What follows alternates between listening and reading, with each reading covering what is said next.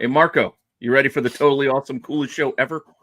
I think this episode we're going to prove that BK can't read.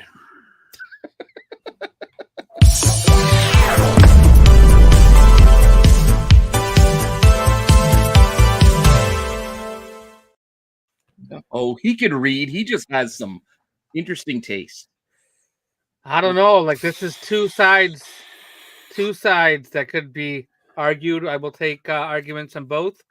I will see if BK's taste versus whether or not BK can read. I would like to hear. I think it's a combination of probably both. Yeah, a little from column A, a little from column B. Is this the first one? Styx was first. Wednesday night is Tech night. He was first. Was he? No, he could be. I don't know. I didn't look. Yeah, looks like he beat. Oh yeah, I mean 1 in the afternoon. At like 1 o'clock. Yeah, that's what I think. I posted it. So yeah, he beat the traffic. Yeah. Speaking of traffic, holy moly, that west side. Oh, Marco is glitching. Yeah, I just did, right? I glitched through, right? You were frozen for like, I don't know, like your FaceTime. Yeah, he wasn't moving. I see you twirling a keyboard for some reason. Now I am. What west side? The west side of what? The west side, and the traffic on the west side is ridiculous. Hey, don't come over here. Absolutely ridiculous. Don't come over here. That's because we don't want you over there here. If I want. Don't come over here. Don't come traffic over is the same for me as it is for you. The east side, dude, not everybody on the east side's got be patient driver. They're going 90 and flying into poles, dude. Like over there. It's ridiculous. I have never done that in my life. Caught up. You were like a half a tick behind for a second there. Okay, good. Your voice, now you're on. Now you're on. Had to put in the extra security. You never know who's around. All right, GTK Comics, thumbs up high. What's going on? Quick, Tommy Longbox. Hey, Tom, we got a special with Tommy Longbox. So we are strategically taking, and this might be a one and done. We'll see how it works. We are taking what the hell's the right word? Submissions from viewers to now grade their books. So we'll be doing that live today. And the first person that we're going to do is Tommy Longbox. He submitted a book, so we will live grade him on the internet the best we can. Don't just start sending books. Please submit your application. If you get accepted, then we'll let you know. Then you can submit your books for us to grade. Yeah, it was kind of funny because he hit me up. He's like, "Hey, man, did you ever think about maybe like grading?" I said, "It's funny you mentioned that. We were thinking about it a lot." I go, "But here's the problem. It's only going to be for select people, and it's got to be a ton of pictures and everything else, and they have to like pass the picture exam." And he did. He gave us enough. We had a lot of pictures. Yeah. I'll have them so we can. And he also understood. And this is the whole thing. It's tough to grade over the internet, right? You can't smell the book. You can't touch the book. So, all right. AOA, what's going on? Styx. I like how you started with smell, though. Yeah. Follow GTK Comics. That's a good idea. Follow Tommy. That's a good idea. Anyone know what comics will be reviewed tonight? Yes, we do. I think I read more. I think Pete went crazy and just started throwing books in there. And I didn't. I was as usual for opinions of what we should cover. I as usual didn't read that part of the message. I just read all the books. There's a list of 10 books, so I was like, cool. And I just didn't have time. So before I had links and stuff, like before I was mentioning the books, I did put comments like, "We could do this or that, or we could do one of these." Yeah, so I just bought them all. And I'm not happy about it, but it's okay. It is what it is. Sweet. Finally, some timely Little House on the Prairie talk with Matthew Libera in the thumbnail. Liberato. That sounds about right. All right, that sounds about right. Maybe I don't know. Cosmic One. There you go. Needle. Marcos, that's me. I did not know that was the Blip guy's name, by the way. I'm assuming that's who that is. Yeah, I knew he was Little House of Prairie, but that's all I knew. Yeah. Also, one of my iPads here. This is interesting.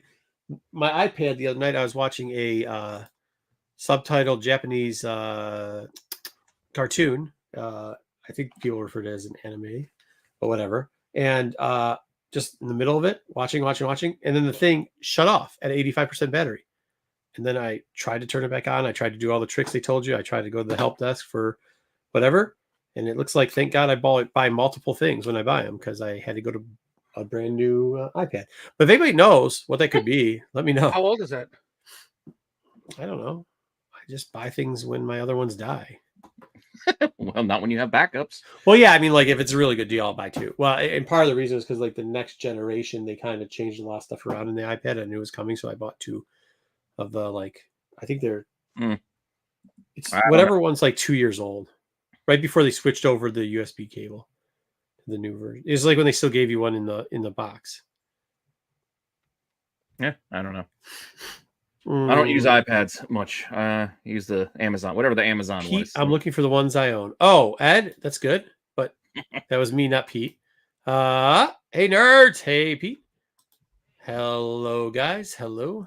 Kingdom of Nerds. Bruce. Hey chat, what's good? Tacos are good. Sticks, tacos are good. Tacos are good. We can talk about no, we cannot. I'm here to check Marco's alcohol level. Did you ever notice? Did you guys ever I think I figured out what BK's reading level is because of how he types. In the junior reading level, like reading level number 2, so it'd be like between first and second grade. A lot of the beginning intro chapter books use the exact same text that he uses, where it's small word, small word, big, small word. Yeah, like if you investigator, any of those investigators, any of that type of stuff. Yeah, a lot of all caps words. Yeah, cap like word, small words when they're not big, and then when it's a bigger. See, like so for BK, you can see here, here is a tough word for him to sound out, so it's capitalized. Ch. They got the ch, so it's a ch, and then different sounds. That's a check it out. Yeah, that's a hard word for him. Marcos, it's apostrophe s. It's hard for him. Well, that one must not be because he only capitalized it. That's actually proper capitalization. Alcohol, tough word for him, big word for him. And then level, because it's got the I think he's doing it to accent certain words, but in that particular one, you probably should have capitalized I'm here. More so than I'm here. No, this is how they do it that's how they do it I know. I'm reading some of the other comments that he has in there, which I'm sure we'll get to as he never ended the comments. Frankie, what's good? I'll Hola frijoles. Thank you guys. Jeffrey, what is this? Jeffrey, what's up? What's up, Rennavision? Catching you on the drive home. Hope you are all doing well. Hey, Jeffrey. Shout out Jeffrey. We are doing well, I think. I'm a little tired, as a matter of fact. Jeffrey. You all know what happened last night? Last night, and this is just a little bit of advice. I don't know if I want to know. 1:45, I'm getting up. I'm old, so every once in a while you finish all your day, you calm down. 1:45, get up, go take a piss. One of my upstairs, the third level bathroom window that's taking a piss out of, you can see out over the lake. Not the window. You're taking a piss out the third level window? No, I'm taking a piss and looking out the window. So there's a window above the shit. Not what you said, or how you said it. Sorry. You know what I'm saying. This is why I didn't sleep well. So then all of a sudden I look out there and I see a light and it flashes up and flashes down. And I'm like, what the fuck? And it's like an LED. And I'm like, what the shit? And then I'm looking. So I hit off I see a light. So I hit off the bathroom light because I use one of those halo lights. It's like, does like an orange circle if you double click, neither here nor there. Shut it off so they can't see anything. I can see better. Because I'm like, did somebody add a light to one of the boats? And my buddy Kevin's boat, it's right by where it is. All of a sudden I see the light move. I'm like, oh shit, it's 1:45 on a Tuesday. Who the hell is out on a dock? Right. So I call up Kev. I say, hey Kev, is there something, we've had bad weather. Something wrong with your boat? You out there? He's like, oh, what? I go, are you out there with the boat? I was like, no. I was like, you don't have a headlamp on out by your boat?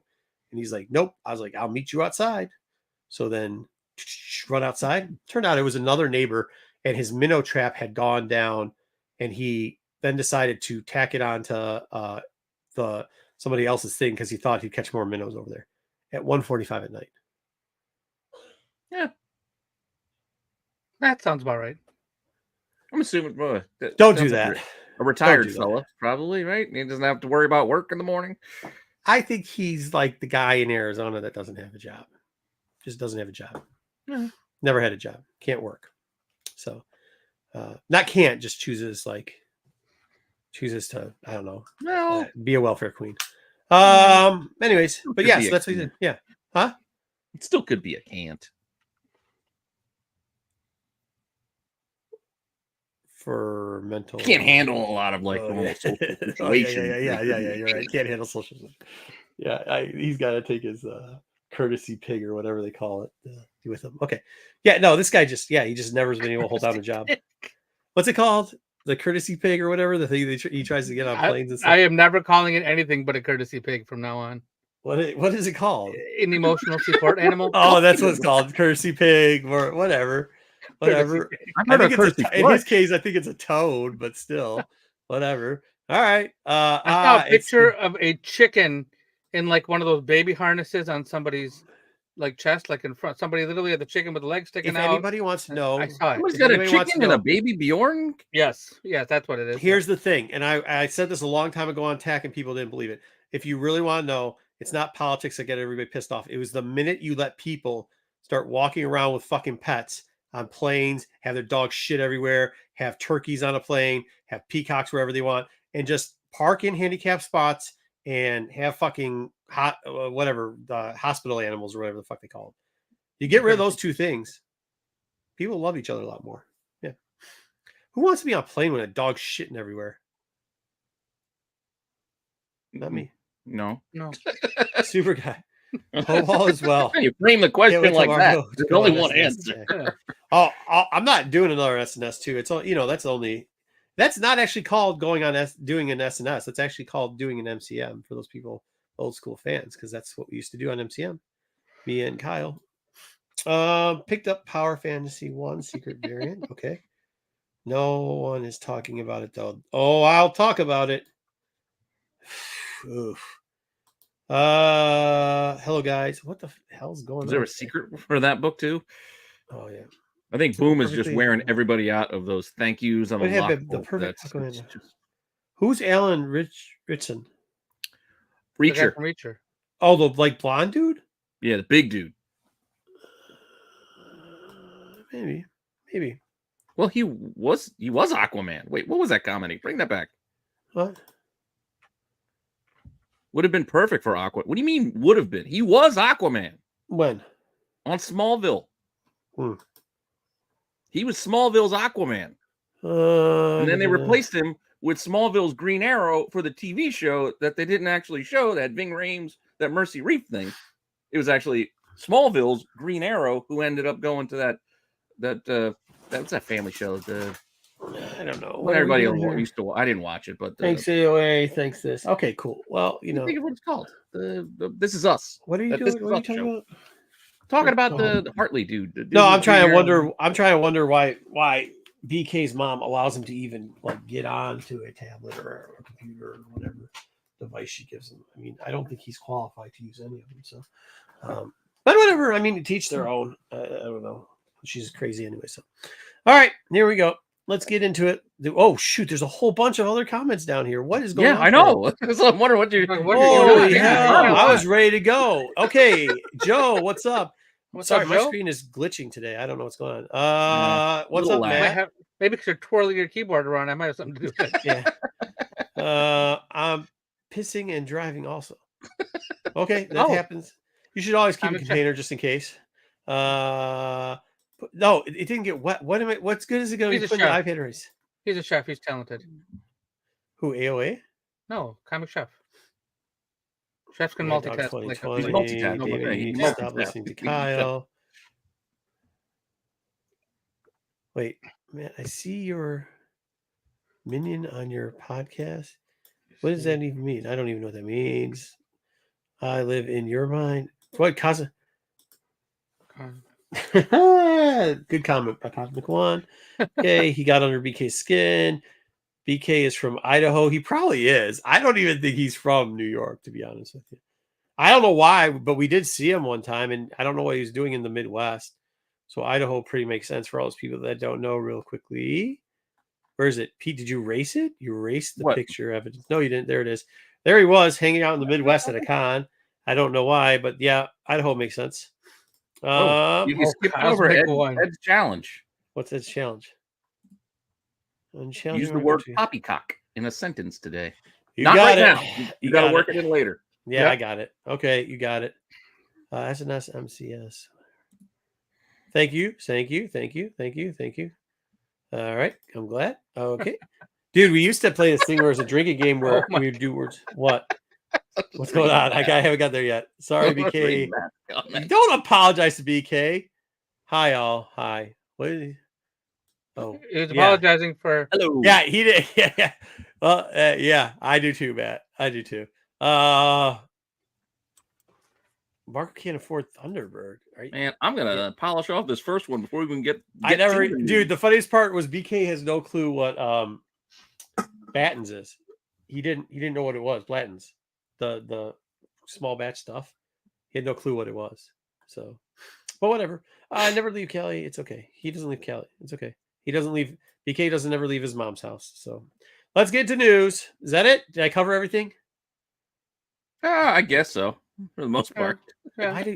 Why is there like 5 people on this channel that all know everything about soaps?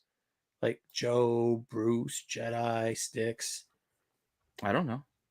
I used to know soap operas. You. I remember when I had a babysitter who made us watch General Hospital so that we could watch G.I. Joes and Transformers. Well, why would you just go play outside instead while that's that was the option? But sometimes it was raining, so you had no choice.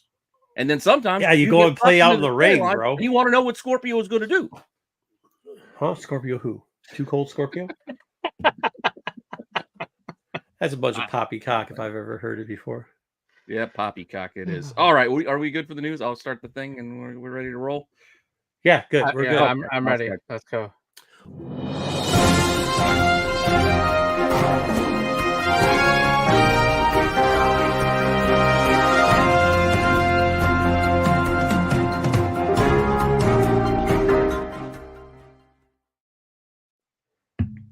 Real quickly before we get into the top news story, because I glitched out, I think I missed the one part where I said not only are we going to review a viewer's comic today, but me and Pete have a very interesting situation with similar comics, and we're going to see what happens with them. So make sure you tune into that little grading seg. Okay. All right, here we go. Our top news story of the week. I figured it would be something that's kind of relevant to things that we talk about. I got my little guy right here, Matt. I got a couple on standby. I'll be all right for a bit. Hey, why don't you just interrupt news while I'm going, bud? Okay, if you really want me to. A John Wick sequel series is in the works at Lionsgate Television. Okay. We've heard rumblings of different things, but now this is an actual John Wick series coming from the John Wick creators, and I believe that Keanu is involved with this. But is he going to be in it? Yeah, but I mean, it's going to pick up right after the events of John Wick Chapter 4. It's called John Wick Under the High Table. 30 seconds at the end of season 1, and hey, look who showed up. Here's the thing. I expected very little out of the spinoffs already, so they were okay because you expect very little. And I don't mind more spinoff. That's fine. But don't you dare use the word John Wick at all and sell it as John Wick and then not have Keanu Reeves in the majority of the TV show, because he is John Wick. My understanding, shouldn't we have a name now for this universe? Like the Baba Yaga universe. That's what it should be Baba called. Yagaverse. The Baba Yaga. The Yagaverse. It just needs a name. That's all. That's all I'm saying. It's called John Wick Under the High Table. There's no network or streaming service attached yet. Under the High Table, yes. I don't like the implication of that statement. What's he doing down there? It's a police academy podium. Under the radar. Maybe that's something like that. Lionsgate is currently shopping the project, and then we will hear where it's going to stream once it is. Dude, Kingdom of Nerds. This kid, what's wrong with him? He just loves the soaps, dude. Yes, I agree, AOA. All right, go ahead. Sorry for ruining your news. He ruined my day with that comment. I was so happy for John Wick. But then he made under the table comments and whatever. Who made under the table comments? You! Me? You're blaming me for that? Yes. You were already not on board because they're calling it John Wick if he's not going to be in the damn show. But we don't know. But we don't know. We know. Keanu's not going actually with Keanu. No, hold on now. Actually with Keanu Reeves, you don't ever know. Yeah, he ain't going to TV. Not for You any don't know more than that. a short You stint. don't know that. Maybe it's just like one season. Like it could be 6 Yeah. episodes. He could have shot It's like like a long movie, and we don't know. It could be anything. Right. All right, so the box office, I'm not even going to ask you to guess because you should know what the top movie is. Poor Wolverine. Its name is sticking around, but now they're sharing all the spoilers. So They're giving you all the spoilers. Dude, come on! beforehand. How fucking funny was that, dude? So the scene that I was laughing at was when the Gambit showed up. I was laughing my ass off so hard. on one of me. Oh, don't see one, don't fall. Yeah, and the whole theater was silent, and it made it worse because then I couldn't stop laughing because like it just kept like because then he did Cajun Man is what he was doing.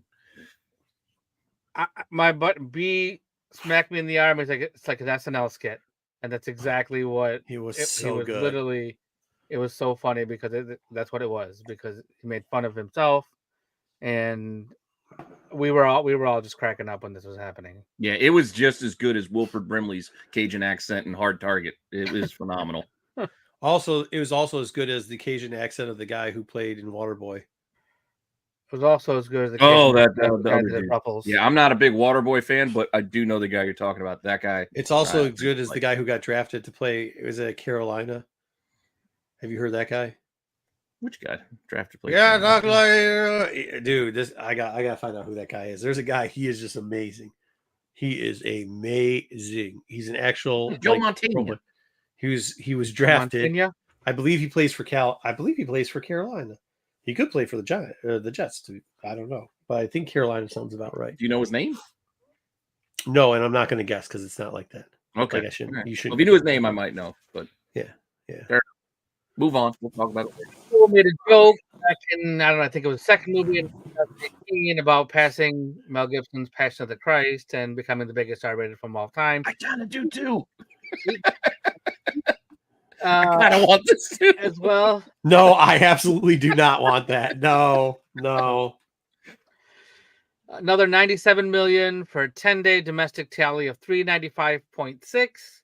Overseas was 428.5, so it's currently at 824.1 million globally. So after this weekend, theoretically, we should pass Joker, which was 1.05 billion, I believe. It's possible. Yeah. So the same other movie, Twisters, Trap, which was the new M. Night Shyamalan movie, and then Despicable Me and Inside Out round out the top 5. Isn't that the one with... Oh, wait. No, that's Hartnett, I think, in that movie. Is it Hartnett? I don't know. Look up Xavier Leggett. See if we could put anything on Xavier Leggett, Carolina Panthers. That's the guy. I remember that name. Yeah, because when he does interviews, he goes, I tell That's not why I remember that name. I remember that name from my brother downloading all the college players into the NCAA, and then we could take them over to Madden. Like we could upload it from there to there, and he would always get the whole rosters. And I remember Xavier Leggett. Was he at the U? No, I think didn't he come out? Or did he play at LSU? He might have played at LSU. I know the coach who used to play, or used to be the Auburn offensive that ended up going to LSU. He had a very interesting accent too. What the hell was his name? Well, just because he could be from Baton Rouge, but I think he might have played at the U. No, he could have. Anyways, go ahead.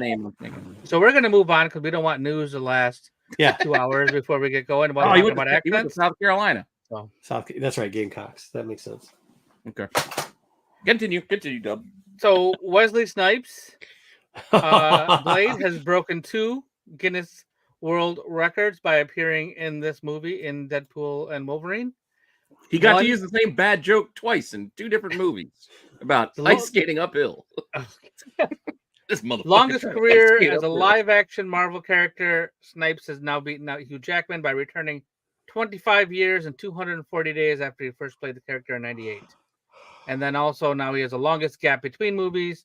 Last time was Blade Trinity, which was 19 years and 231 days before this movie was released. And that was Alfred Molina had that record by playing Doc Ock. Are we going to have more news on Snipes? in the news? Are we going to have more news today? No. Okay.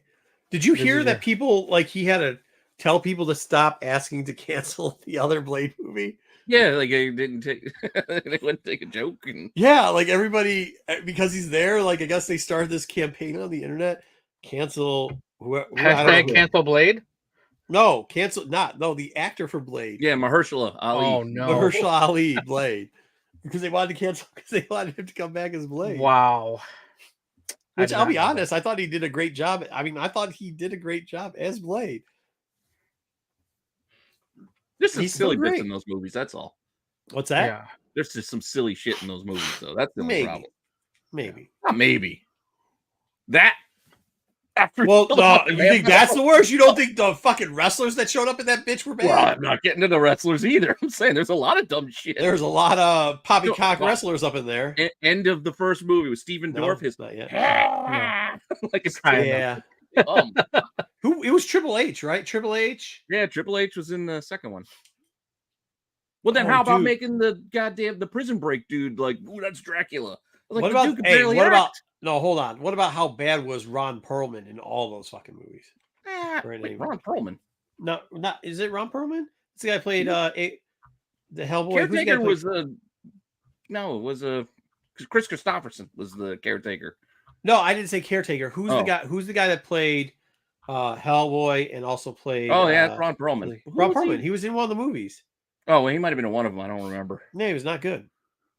Yeah, Ron Perlman could be hit or miss. I mean, I enjoy him, but like Blade was dope. Bruce Campbell, I never say he's a Shakespearean actor. You just enjoy. Hey, don't you dare talk person. about. That's the what I'm great saying. You enjoy the Michigander person, Bruce Campbell. not so much but they may not fit in everything that they do.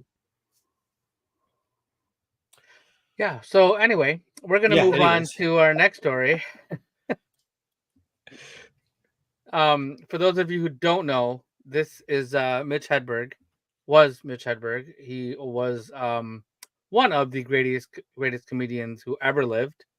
Definitely top 5 at least, if not top 3.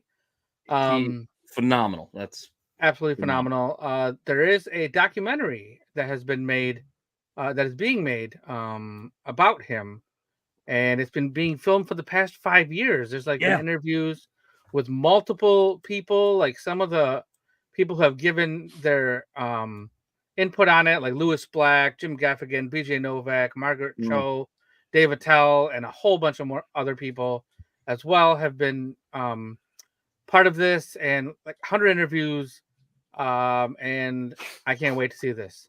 I know his wife has. I've heard that his wife has like unreleased like footage of him that's obviously that we've never seen. I can't wait to see this when it comes out. There's no release date or anything yet, but I saw this and I'm very, very. This is one of the things I'm really looking forward to. I can't wait to see it. Let's roll back on how calling him one of the top 3 greatest comedians. He was great. He was great. Yeah, he was good. You could say he's good. That's fine. That's fair. I can have my top 3. It doesn't have to be match your top 3. You could you can just say he's good. Like I don't know why you gotta try to say it's top 3 because I mean that's just an asinine. He is. Anyways.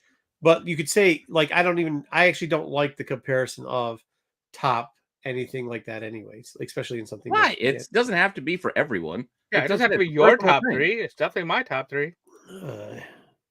Yeah, if I had to quickly off the top of my head, my top 3 would probably be Carlin, Murphy, and Hedberg. That I would just want to listen to personally. If I want to re-listen to jokes I've heard over and over. This is in my top. Yeah, these are top guys. These are top guys, and there's even more than that. I just go down the list. And I know Richard, but I know Pryor more from movies than listening to his stand-up because his stand-up was more in the 70s. Was before my time. There you go. You can't call him a top guy if you don't even know. In my opinion, context. I'm allowed. I think I was surprised that Chappelle wasn't put in there. I can say what. All right, what's your top 3 then? What's your top 3? My top 3 are George Carlin, Mitch Hedberg, and Dave Chappelle. I'm allowed to have a top 3 that doesn't agree with yours. And it can be totally different. Smirch anyone else. That doesn't mean. I think. Yeah. Okay. Yeah. Right. Yeah. Okay. Cool story. Doesn't mean Lenny Bruce is trash because I didn't put him in my top 3. It's just it's just not. This guy's what I like. Yeah, mud butt. Where's Martin Lawrence? Top 20. He gets up there. He gets up there. Oh, Laurel Def and Comedy Hardy. Channel. Sticks. Back in Chaplin, the day. Laurel and Hardy. Jesus. That's so on brand. on brand. So on brand for Sticks. That is. This is the definition of mid that we're looking at right here. Martin was Yeah, I 99% know hack. it's not what all the popular, Oh no, yeah. So because that's it's not what, your that's popular thing, exactly so- what it was, Dub. I'm waiting for you to do it. You're playing the. No, that's Well, you your know, I thing. know it's not Your a wrestlers popular are the only pick. popular ones. Your I know it's not comedians are the popular. most popular ones. Like it's whatever the big crowd goes for. That's what you No, like. dude, that's not true. This is what everybody's giving a lot. I quote. Bill. My friends quote. We watched like this is what I watched. Bill. So this is what I like. This is who There's I a listen ton. to. There's a lot of great people out there. I'm Yes, just saying, there there's are a lot of great people. comedians. Absolutely. There are. Wow. Yes, even Bill was funny. We're gonna play the guy that most people don't know because they're doing a documentary. It's gotta, because we're That's I don't what think Lord it's that saying. most people don't know. He's lived plenty of well people beyond know his him. years. BK is just going cry. Dude, half your chat has already said. And yeah, the I 70 don't show care. You think this is up for debate? My personal pick is not up for debate. It's a personal choice. I don't Yeah. care. Nobody likes it. Exactly. Like, what does that mean? Well, I don't know. Oh The yes, fact doesn't you think guys should have went pizza over for dinner Cheech and tomorrow. Chong. Well, it's not up to Love them. it. I'm agreeing with the chat. Chat, listen to these two. Listen to them. They hate you. They don't like anything you have to say. They're trying to sell this swill on you. All right, next. We're just bonding over similar tastes. This is David Lynch, and he can no longer leave his house. What? Because he's old? After years of smoking and other smoke type things in his lungs, he is no longer wants to leave because he has emphysema that makes his immune system has been so shot that he is afraid that he'll get COVID, catch a cold, and then he won't recover from Oh, it. Yeah, shit. it was I'm such a supposed to great go comedian see to him at tell one something. You're joke. supposed to do something. I Who don't is, think by the you way, can. who is David Lynch? Who is he? He's a director. Okay, He directed Twin Peaks. there you Yeah. go. He Twin Peaks, directed Eraserhead, Blue Velvet. Blue Velvet was the other thing, yeah. That was thinking of. He did the original Dune. How old is he? I don't know. Pretty old. Yeah, he's old as shit. But I was Okay. my one buddy, he's a huge Lynch fan. And we were supposed to go see him, like show a screening, and then he would Do a talk. Yeah. I went to something where it was like some meditational thing once in Philly. He was there because my buddy wanted to go. It's like, Lynch is coming. I'm like, all right, screw it, we'll go. We going to the bar after? Cool, let's go. He made a comment like, maybe he would like if he's not going to retire, but he can't really direct because he can't be there. He said if there's some way that anyone can figure out for him to remotely direct something, he would do it. But I think it was more of a joke than. I have an idea. On a pole. There's a great comedic show, probably top 3 of all time. It was called The Big Bang Theory. That's It's definitely not the top 3 of all time. It could be a great show, just not top 3 of all time. Once again, but Shelton at one time decided he wasn't going to go out of his house either, and took a camera and a TV and put it on. Like, Goldberg is the world's greatest wrestler. Yeah, that too. Once again, that's the same point I was making there. That's exactly the same point I was making. Goldberg is the world's greatest wrestler. Yeah, exactly the same point I was making. Yeah. No relation to Jane Lynch Sticks. So on August 28th, Batman. Either way, hey, I is wasn't done with that. returning to Either theater. way, you could do that. You could put him Goldberg is the world's greatest wrestler. You can put him on the Johnny Five thing. Put him on the Johnny Five thing. No, let's go hear more about Hollenberger and how nobody fucking likes his comic shit and nobody cares. That's good. Let's go 10 minutes. Exactly. I didn't hear what you said. August 28th, the Batman is returning to theaters with Penguin footage. So you'll be able to get a sneak peek of the Penguin. I think it's just for a day.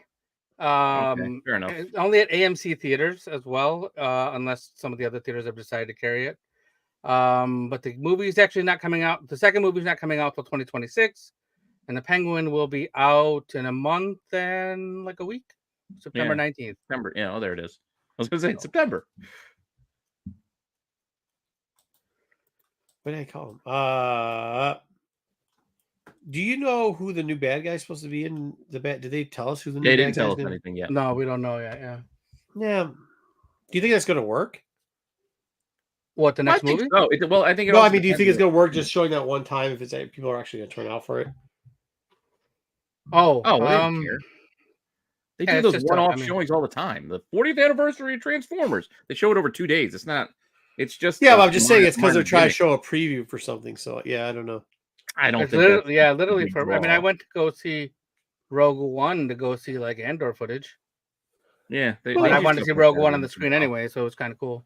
So and it was at an AM. I had to go to an AMC to do it. So. Oh. Yeah. Okay.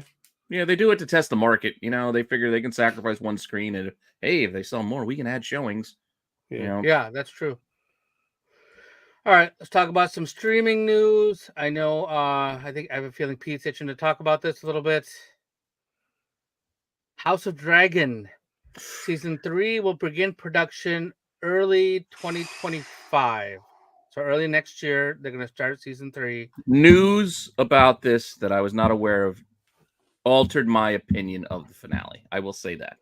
Did not maybe for when we get to the review section. Yeah, so they actually that news was announced during a press conference for the finale that there will be 4 seasons of this, and not I don't know how many there was. I don't think it was announced how many there were going to be. From my understanding, it was going to be 3. Oh, and that's why I was basing all of my estimates of what's going to happen when based off of a 3-season time frame. Now that they went to 4, now I understand why we didn't get to where I thought we would be by now. Gotcha. Yeah. But now we got it. I think BK owes everybody an apology because what they did was they just did a layup here. Like they ran out of money and so now we're gonna get extensions of seasons because they ran out of money. What do you mean ran out of money? I read that thing you said. That's pretty much what he said. He said like we ran out of money, so we couldn't shoot the scenes properly. So I don't want to time maybe. No, they were because originally it was supposed to be 10 episodes and it went down to 8. Like because the first season was 10, right? Yeah. No, I think they ran out of money. I think they ran. What they said in they said in the thing that Pete sent us, the guy said we ran out of money pretty much. He said we ran out of money. And he said we couldn't do and when you think about it, do it justice. I don't want to give it what the spoilers are now. Now there's going to be 2 more seasons, which sucks because it's going to be 2 more seasons. But like, yeah, it's just I can wait. That's all. Yeah, I mean, I can see. Yeah, I just had to reconfigure my expectations now. That's all. Yeah. No, nobody likes Baby's kids apparently. Okay. What? Nobody likes Baby's kids. House Party. I know Robin Harris. Robin Harris is funny as shit. Robin Harris is probably one of the funniest, dude. That guy's fucking funny as shit. We don't die, we multiply. So and it wasn't just because of Baby's Kid. I mean, that was a funny bit. I didn't really. No, he's good at House Party, but like that Baby's Kid was one of his. He was stand-up. His stand-up was funny as shit, and Baby's came in stand-up. That's where it started. Yeah. Anyways, go ahead. Stranger Things, the play. We've talked about this before. It's been in London, I believe, but now it will be coming to Broadway in 2025. It's called Stranger Things: The First Shadow.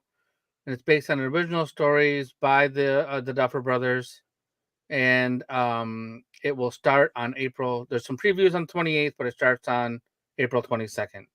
So if you want to see the Stranger Things original story play, you can go to Broadway. I'm not a theater guy.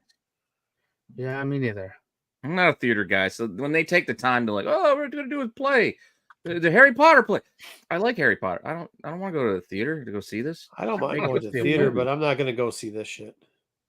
What's that I mean? Like I don't want to go all the way to New York. I don't like to go see the remake bullshit. Yeah. I don't like going to the city. Like that's a hassle, man. I mean, I'll go to see things, original pieces and such like that, but not in like Broadway and off Broadway. But I'm not going to go see. But it's also just not my thing. I mean, yes, I could go to Avenger thing or whatever. The Avengers play. No, not doing that. Or Back to the Future play. I know. I never went to see Spam-A-Lot. I would have liked to have seen that, but it's just plays just aren't for me. AOA's just throwing it down on you. All right, what's up next? All right, so I've been to plays. Uncultured. Venue is the sports streaming service that is the combined effort of the Disney, the Fox, and the Warner Brothers all together. It will cost $42.99 a month. We had talked about this before, where all the sports will be in one place, and ESPN, ESPN2, ABC, Fox, FS1. So all of these will be on one network, one streaming service, but there's like Paramount's not included, and there's something else that's also not included. And if Warner Brothers loses basketball, you won't be able to see NBA on there. So I'm not sure. No, but And it'll be also, on they're being Amazon. sued. So First off, can we all say this is a dumbass name? What the hell is Venu? I can't talk about this subject. Next slide. I don't like the name. Two, Next I don't like the slide. idea of putting them all in Next one place. slide. Next slide. Next Pete, slide. could you? Next You might have to. slide. Can you run the thing for me for a second? Next slide. Which thing? Oh, there's the regular thing? Nope. There's going to be a thing that you haven't run in a while. Next slide. Next slide. What thing I'm have I not read? joking. Hey, It's, Dub, it's I'm an not intro. joking. It's I'm an not intro joking. for me. Next slide. Next slide. Oh, I got you. Hold on. There we go. So we're going to get to this. It's Where like is within the news here today, so we got a few. it? Here we go. Let me run it.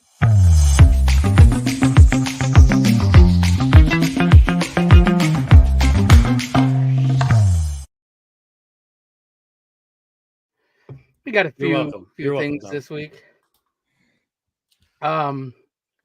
So we're gonna start off with something that actually went on sale today. I wrote this. My buddy was in a yesterday. couple plays. I had to go up to New York to see him. off Broadway. And yes, he was off Broadway. So Pop-Tarts is releasing its biggest pastry ever. It is 73 times the size of an actual Pop-Tart. It can feed 73 people. And has the actual crust and the filling and the frosting and the sprinkles. Only available in New York City, Los Angeles, and Chicago. That started today for pre-ordering at 1:00. It was $60, and it was all in celebration for Pop-Tart's 60th birthday. So for $60, you get this giant Pop-Tart delivered in a Pop-Tart looking box, and you can feed 70 people with it.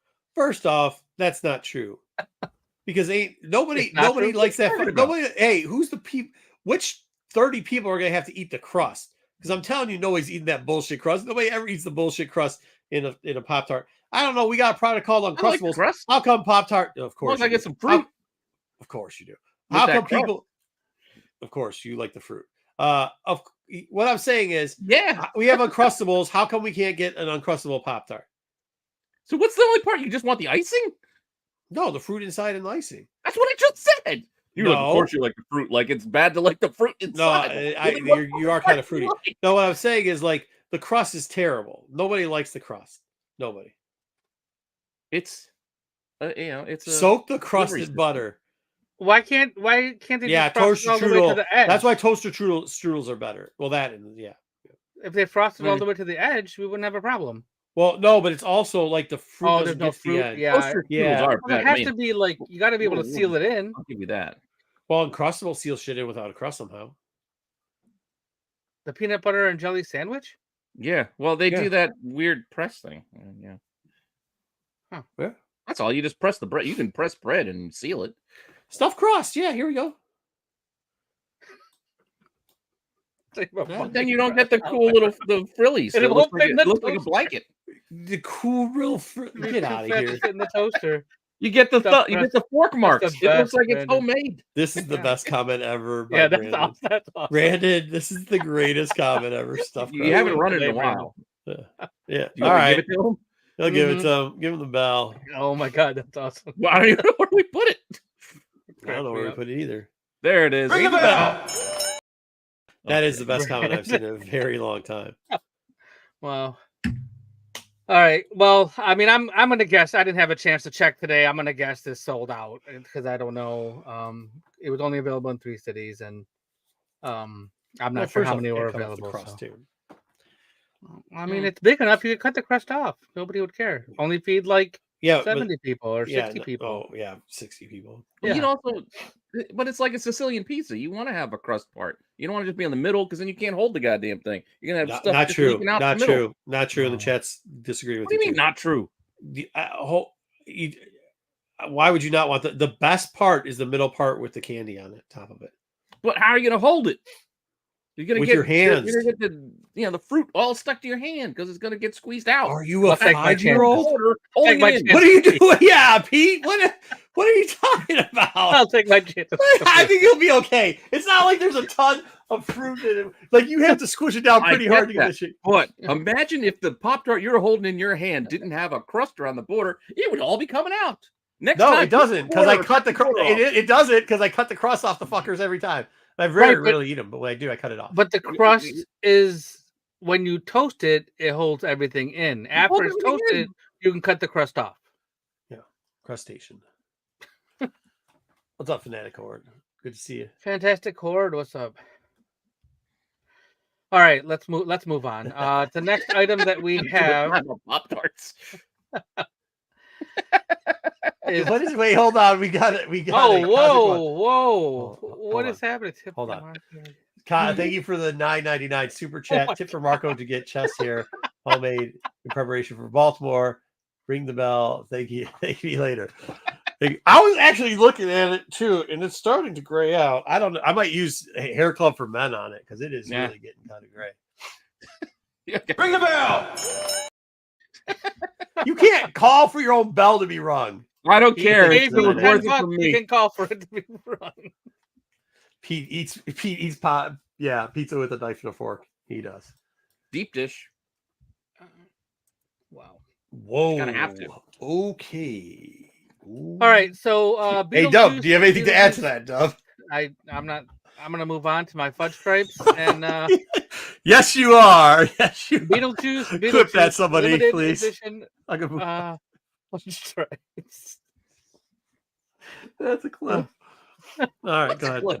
So I'm not gonna say it. I'm not saying it because he's not gonna clip me saying what he just said. You do, that shit's funny. All right, go ahead. So Keebler has limited edition cookies. They are dark chocolate and vanilla. They are modeled after Beetlejuice's suit. So if you want these cookies, they are available for a limited time at markets, at shopping centers everywhere, and for $4.80. I'm sorry. Is fudge stripes? They're like, this isn't the first time they're making it for Beetlejuice. This is a regular offering of fudge stripes are a normal cookie. Okay, It's a vanilla cookie with fudge stripes. I mean, I really didn't get desserts till I got my. So it looks like a beige cookie with chocolate stripes on it. This is to look like Beetlejuice. Well, cool, I guess. Yeah, this is I don't eat fudge stripes, so I mean, I would never want this cookie anyway. So what's that? Just a tip. I don't know if you have these in here, Dub, but the peanut butter cups. No, the U.S. Metal Olympic peanut butter cups. They just look like a ball sack. Did you see the Krispy Kreme donuts? They don't look like a medal. It just looks like. I don't even like donuts. I'm thinking about getting some USA Krispy Kreme donuts just to support America. There was two kinds of donuts, and I left both of them out of this. I had to trim somewhere, and I had too many things. Nobody likes fudge stripes. I have fudge stripes. I can go get fudge stripes if you want them. Well, there you go, Damien. You are proven wrong. So, you know what you want to do with the fudge stripes? I learned this recently. Put some peanut butter in between two of them. Put it in the freezer for a little bit so the peanut butter is just solidified. You got your name for a cookie. What are we doing, Pete? How many beers have you had, bro? That's what I'm doing. This is not. That's Jesus Christ. Peanut butter and fudge stripes. Chef's kids. So Eggo has making a portable graham cracker with graham cracker. Yeah. Cinnamon French toast flavor or original graham cracker, original Eggo waffle flavored graham crackers. These I don't want. Wait, what? They're like little cookie cracker things. Are they just like coming out from Eggo? Well, there's French toast flavored. Chips they make one already. Doesn't who's the company that makes all the crackers? Graham Cracker. Graham Cracker makes a cinnamon graham cracker anyways. Yeah, but these are Eggo. These are Eggo flavored. People like Eggo. Eggo has a flavor? Yeah, they just got a brand, so they make their own cinnamon flavor. French toast. So can I ask this is going to be a stupid question. Hey, I'll give BK that. Yes, Louis C.K. was pretty good. Hey, so is Eggo like one of the things you can pour out, or is it all pre-made and frozen? Already? Frozen. Yeah, Okay. frozen. Okay. It's Stranger Eggo Things. waffles. Okay. All right. Yeah. Yeah, but I All mean, you right. can make waffles with so-and-so's waffle mix, but the Eggo doesn't have a waffle mix. It's No, just no. frozen all the time. No, yeah, frozen waffles you put in the toaster. Okay. Yeah. Just like Pop Yeah, Tarts. what are they? They got Crusties. Yes. All right, moving on to some fast food. What in What the the? shit No, is get the that? fuck out of here! Get out of here! McChoco Nuts. What? So this is currently available in McDonald's France. Oh, okay. It's a brioche bun with melting choco nut flavored puck, peanut chips, and a delicious peanut butter topping sprinkled with M&M. It's It not looks like a bunch of broken ass, half-eaten M&Ms. Somebody took a bite out of the M&Ms. And I don't want to say what the liquid that they are sitting in looks like, but that's a I peanut don't butter. know. topping. Like it looks like an ice cream sandwich, doesn't it? Yeah, it's put on a bun, on a brioche bun. Yeah, on a brioche bun. I mean, Like I a- don't know if you could eat the bun. whole fucking thing in one sitting. It might be a little bit too sweet, but yeah. I mean, it doesn't sound like a who bad knows how idea. big? It might be small, like a couple Yeah, bites or maybe. something too. Yeah, You know, like I mean, kind maybe of- that. Yeah, it could be very misleading. I don't know. But you have to go to France to get this. So if you're anyone seeing the Olympics right You're now, or gonna catch the end of the Olympics, so you go get it. go get yourself a McChoco Nut. All right, yeah. so we Anything you also eat at have McDonald's is going to the toilet. 7-Eleven is getting in on some pumpkin spice action, and they're going to introduce a pumpkin spice. Can't believe it's almost fall Slurpee. already. Why? Like cinnamon flavored cinnamon and nutmeg Slurpee? Like I don't get it. Thank God it's only in 5 locations. So I would if drink a you- cinnamon Slurpee, but not a cinnamon and nutmeg Slurpee. No, Cinnamon Slurpee? like a hot No, I red don't wanna hot Slurpee would probably be okay. But Yeah. I'm a firm believer. Any ice-based product, whether it be Slurpee or like a Rita's water ice or something like that, they all need to be fruit-based. Don't base them off of chocolate or any other savory flavors because that shit's just weird. Don't give me, mint chocolate. Mint spice. yeah, no, I'm with the yeah. Keep going. chocolate chip. You don't like mint chocolate chip ice cream? I do ice cream, but not ice. Like Rita's water ice. That's mint chocolate chip because then it's just ice. Like which what's your waters it Kona? down. What is that? The Kona ice that you like so much, Marco?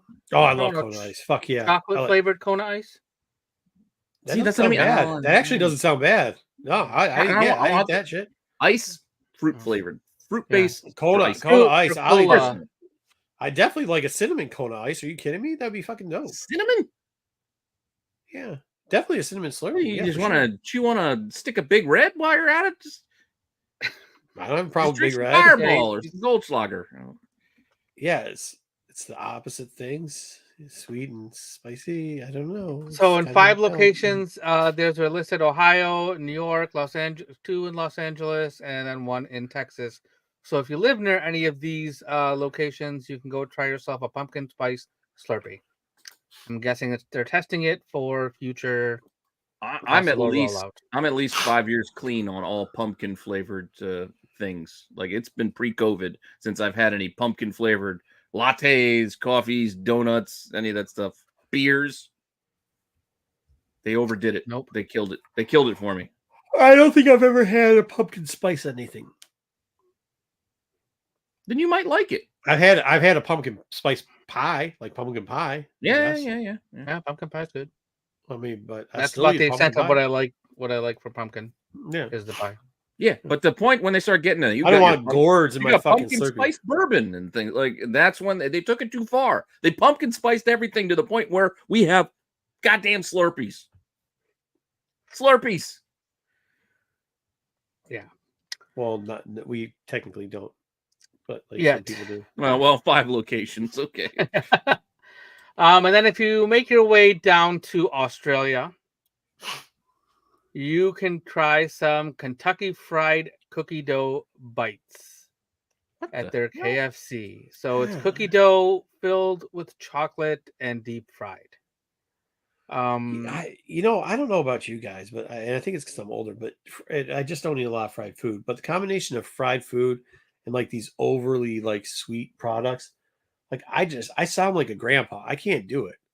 Well, no, I'm intrigued, but I can only probably have one. I just can't do it, man. I've got nothing against the fried food. Fry it up, I'm usually on board. And now I got an air fryer. Shit. Now I'm like scared to eat anything that isn't air fried. But I generally am further along away from the sweets and the things. But at the same time, I will try one. I would try one of these. I don't know. Yeah. I'm lucky I got kids because I take a bite of something and then I'm like, okay, that's sweet. And then just hand it to the kids. Let them just give it to them. And they go crazy for a little bit and then run themselves into I'm going to take a nap. Sugar crash. Yeah, so like I said, this is only available in KFC Australia. There are no current plans to bring it. Whoa, Sticks! You better watch what you say about fat people, because I mean, you look like you eat a lot of fried food. So slow down, bro. High cholesterol. Sticks? Yeah, he got high cholesterol. Sticks? He looks like high cholesterol. He looks like he's starring in a high cholesterol commercial. All right, let's talk about some comics. So some big news. Vanilla ice cream with the cookie dough. Yeah, you don't get what?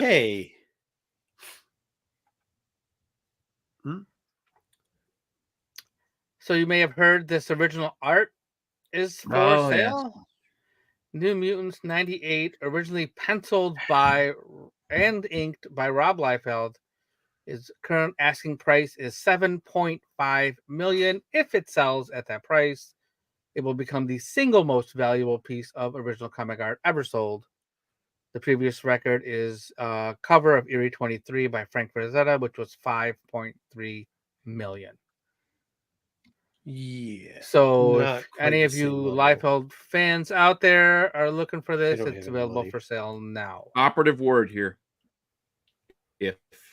If large. Is this up for auction or something? I think it's buy it now. To be honest, I don't know. I didn't look. Oh, so it's ask whatever the fuck you want. Okay.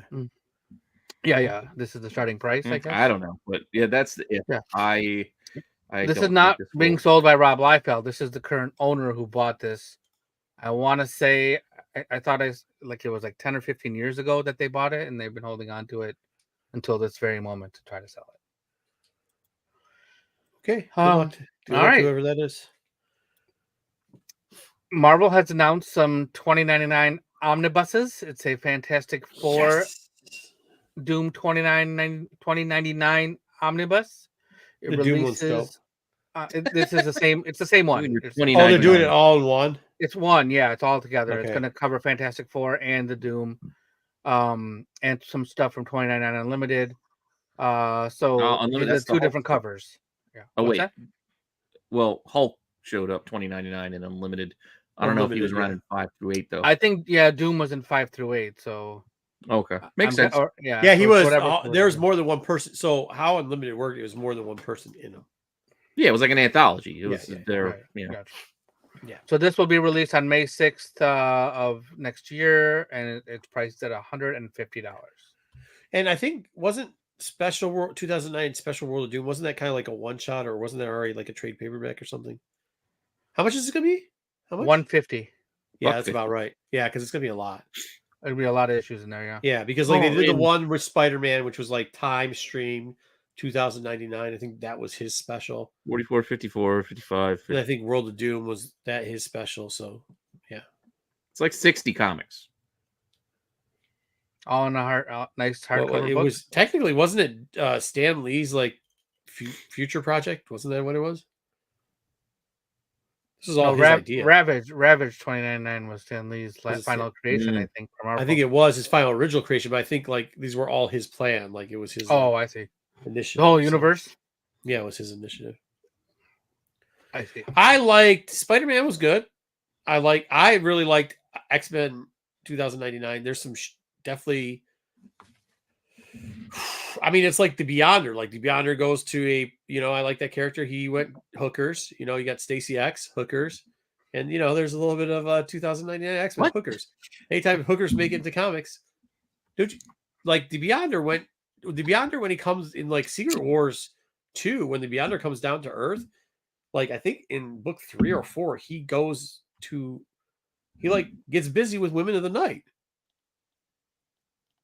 The women of the night are hookers. Thanks for explaining that for our younger just viewers. so you don't know. Yeah. And our lonelier viewers out there. That's what you're looking I for. might, Cosmic. Another omnibus coming out is the New Warriors, Nova and Night Thrasher omnibus. Nice. It's be collecting a whole bunch of Nova Crossovers. This and is a Night whole Thrasher weird bunch and of Dark shit. Hawk and all kinds of Is that stuff. what they're just trying to do? Is make $150 omnibuses now? Well, it sounds like it. Now they've done this forever. Yeah, we're but just this to is the like point where what books can we do? No, Fuck, but they you're used to gonna do it like Warriors. runs No. and shit. No, they used to do it like runs and shit and maybe have a split off. This shit, do you see what's in here? They're doing Spider-Man for like 6 That's issues. That's my Dark point. Hawk. The point is they covered all the other stuff. The classics are already done. You can't do They're another literally omnibus of Fantastic Four, Stanley and Kirby. They already did it. So now we got to do New Warriors. They're doing This is where we're Dark at. Hawk. They're doing two Dark Hawk books in this. Because Nova just the A stories. They're not doing both stories. And then Right. 28 and 29. Oh my god, good lord. So they're picking and choosing which stories they're going to put in Even parts of books. They're not even giving you the whole book. Oh my god. Well, you don't want the whole book. If the book was split in these two, will these you don't want to have like a weird like what's this side story? Yeah, you just shouldn't end it in there. That Hey, makes sense. excuse me, Cosmic One. Can I ask you a question? Do these actually end up in Ollie's? Because if so, I'm going to wait. But I'm Trades, picking up both these. trades do. I don't know about omnibus, but yeah. tons of trades show up. Because are they going to break this down into trades after that? Usually they don't. They want you to buy the omnibus. Yeah. Get Bry, watch your mouth. Damien gets the bell for that one. It is not. Well, you don't like Night Thrasher? Sounds like he has Nova a and sleeping Night Thrasher. disorder. He just can't stay still. He's got the Jimmy legs. He just can't stay still. New Warriors. He wasn't the super Spawn knockoff? Was that Night Thrasher? No, that was Night No. Watch. That was Oh, Night sorry. Watch, yeah. Night Watch. I apologize. Right. It was a Daredevil was, knockoff, Night Thrasher. This was the Daredevil Punisher knockoff. Right. The Yeah. amalgam. Okay, Hey. let's talk about some. But you also get Dark Hawk in it because he was part of it at 1.2. Yeah, Darkhawk, right. Maybe we'll cover. Yep. Void Dark- Rivals number 1 is getting a 10th How? printing. How? A 10th printing. And not only is it getting a 10th printing, Why? it is getting 10 different covers for the 10th printing. We don't have any images of the covers yet, but it'd be certified skybound gold. I don't know if I something can they care. made up to commemorate the rare achievement of a 10th printing. It releases on September 11th. And here's a list of who's working on the covers. It's not rare if you just do it. You don't have to do They this. just made it up. You don't have to do this.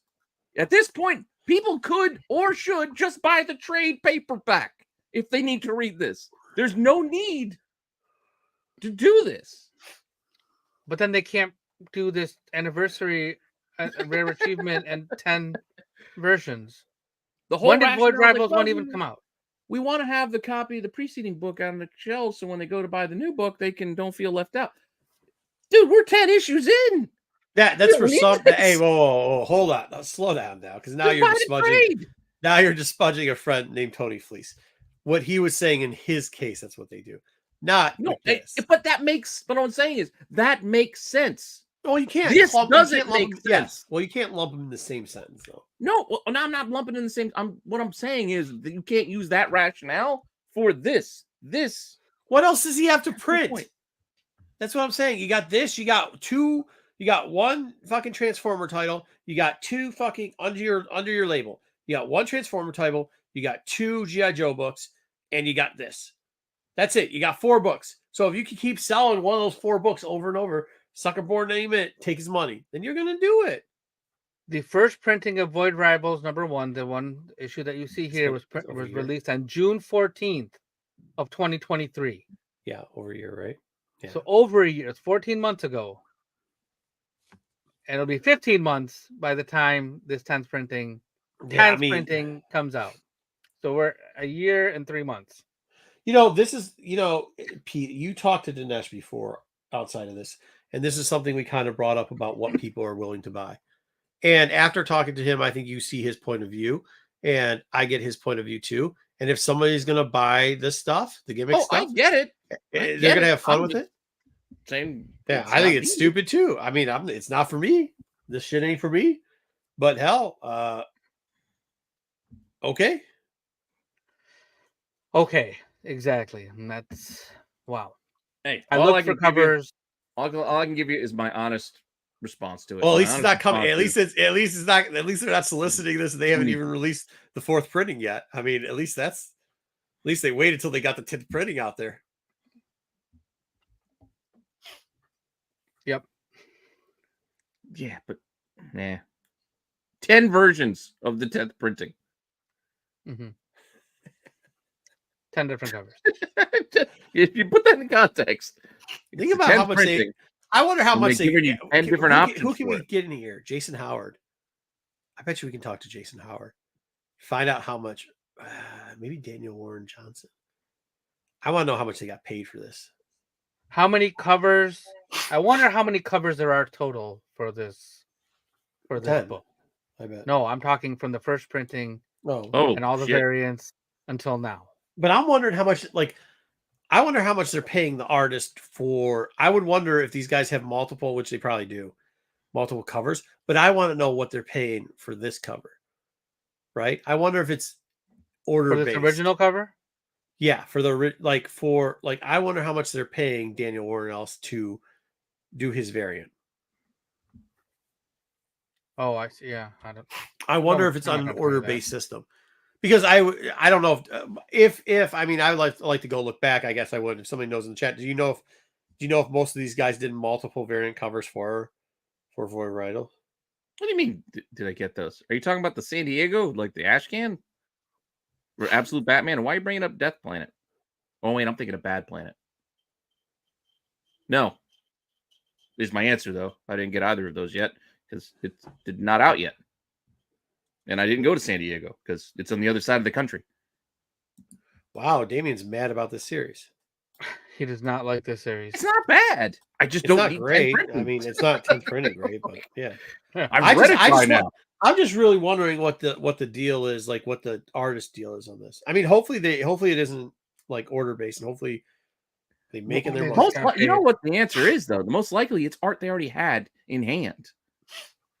That they submitted, yeah, who cares? You know what I mean? It's like unused cover art. They're like, you know what? We aren't going to use this, but you know what? Screw it. We're going to use this for a 10th printing. Well, yeah, but if the artist gets paid off of it, I don't care. But anyways, go ahead. Yeah. Yeah. All right, let's talk about some other printings coming out. Here is some Boom print second. My old friend. House of Slaughter 25 second printing comes out on August 28th, and this is the series finale for House of Slaughter, so final issue.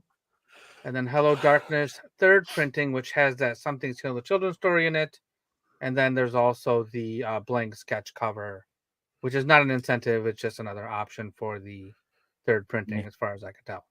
So you can buy either one. You can have the one with the feet or the black cover. I never got into House of Slaughter. I did not either. Nope. No, sir. NYX or NYX or New York X-Men #1 second printing and a 1:25 ratio art germ virgin cover. This is the recolored one. So we talked about this. Yeah, both covers already released, and then just recolored versions of those covers. Yeah, I think when we did the Hot 10, I mentioned there's already a second print for this one. It's just recolored. They're going to swap the background splashes. What's the third book? The third book is for X-Force 1 second printing and a 1:25 ratio. There was no pictures available. I just put a placeholder for them. Okay, cool. Yep. It's going to be reused art. Probably, yeah. They had a virgin version. If there was a foil cover, it'll probably be that. I can't remember if there was a foil cover. I'm just guessing. That's what they do.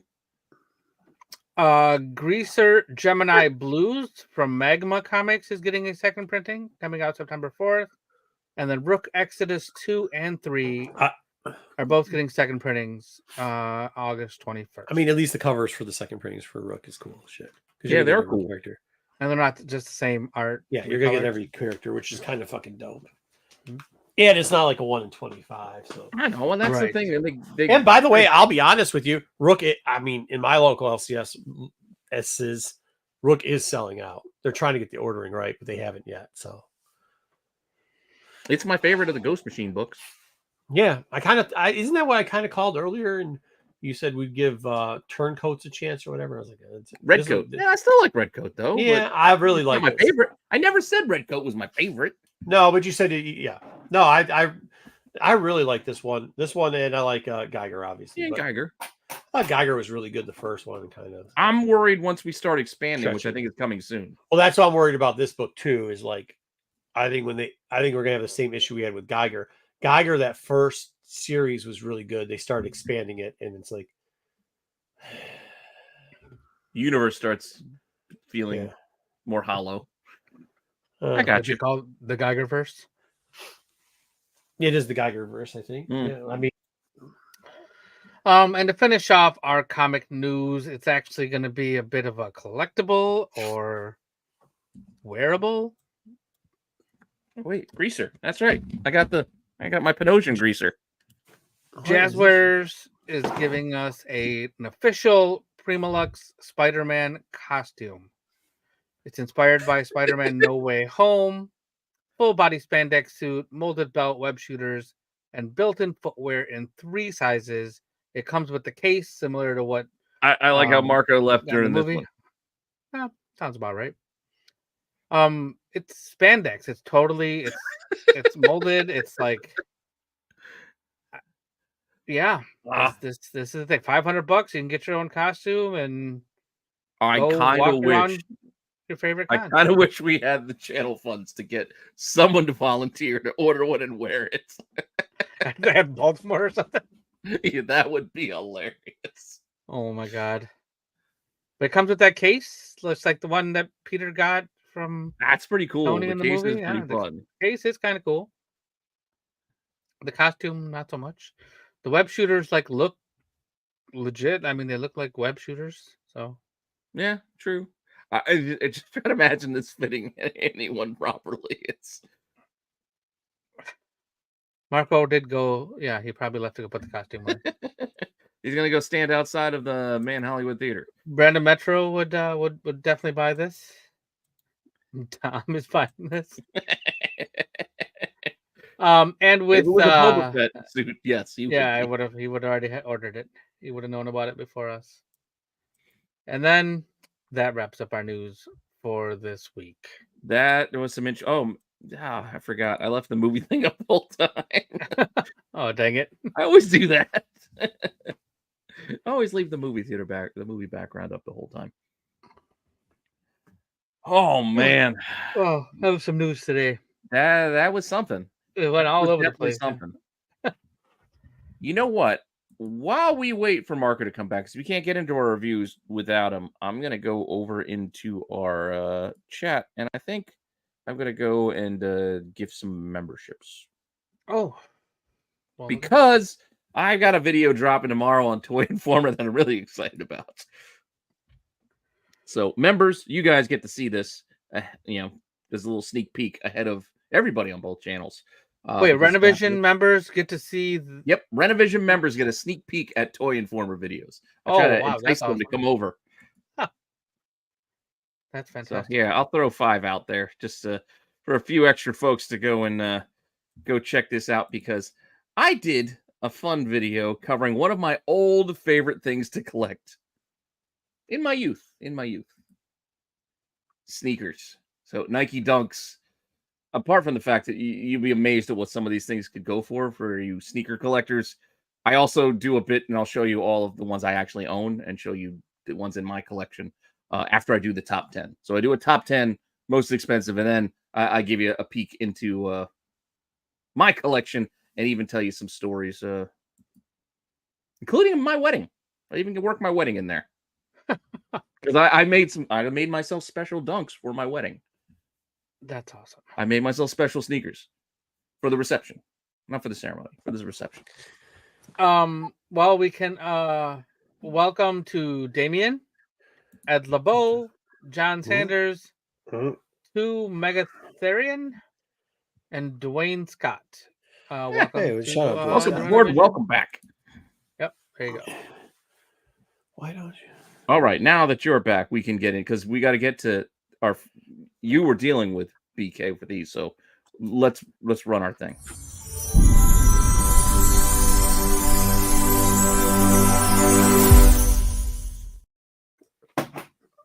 So I'm blaming you for taking some of my valuable time. I could have been reading Scarlet. I could have been reading Uncanny X-Men, but I had to take the time to read BK suggestions. Talk to BK suggestions. You know what, Cosmic One, if you want to hit us up in the DM and give us suggestions next week, we'll just take yours. Go ahead. What's the first book? Yes, please, Cosmic. Give us something. Give us something to read next week because here is BK's first. If not, choice. we're gonna keep using BK's choices. Grendel, Devil's Crucible, issue 2 of 4. Again with the Grundle? Yeah, I mean, it's fucking trash. He looks like Spawn in there. You know what it is? I'll tell you this, Dub. There's like aged genitalia, both male and female in here.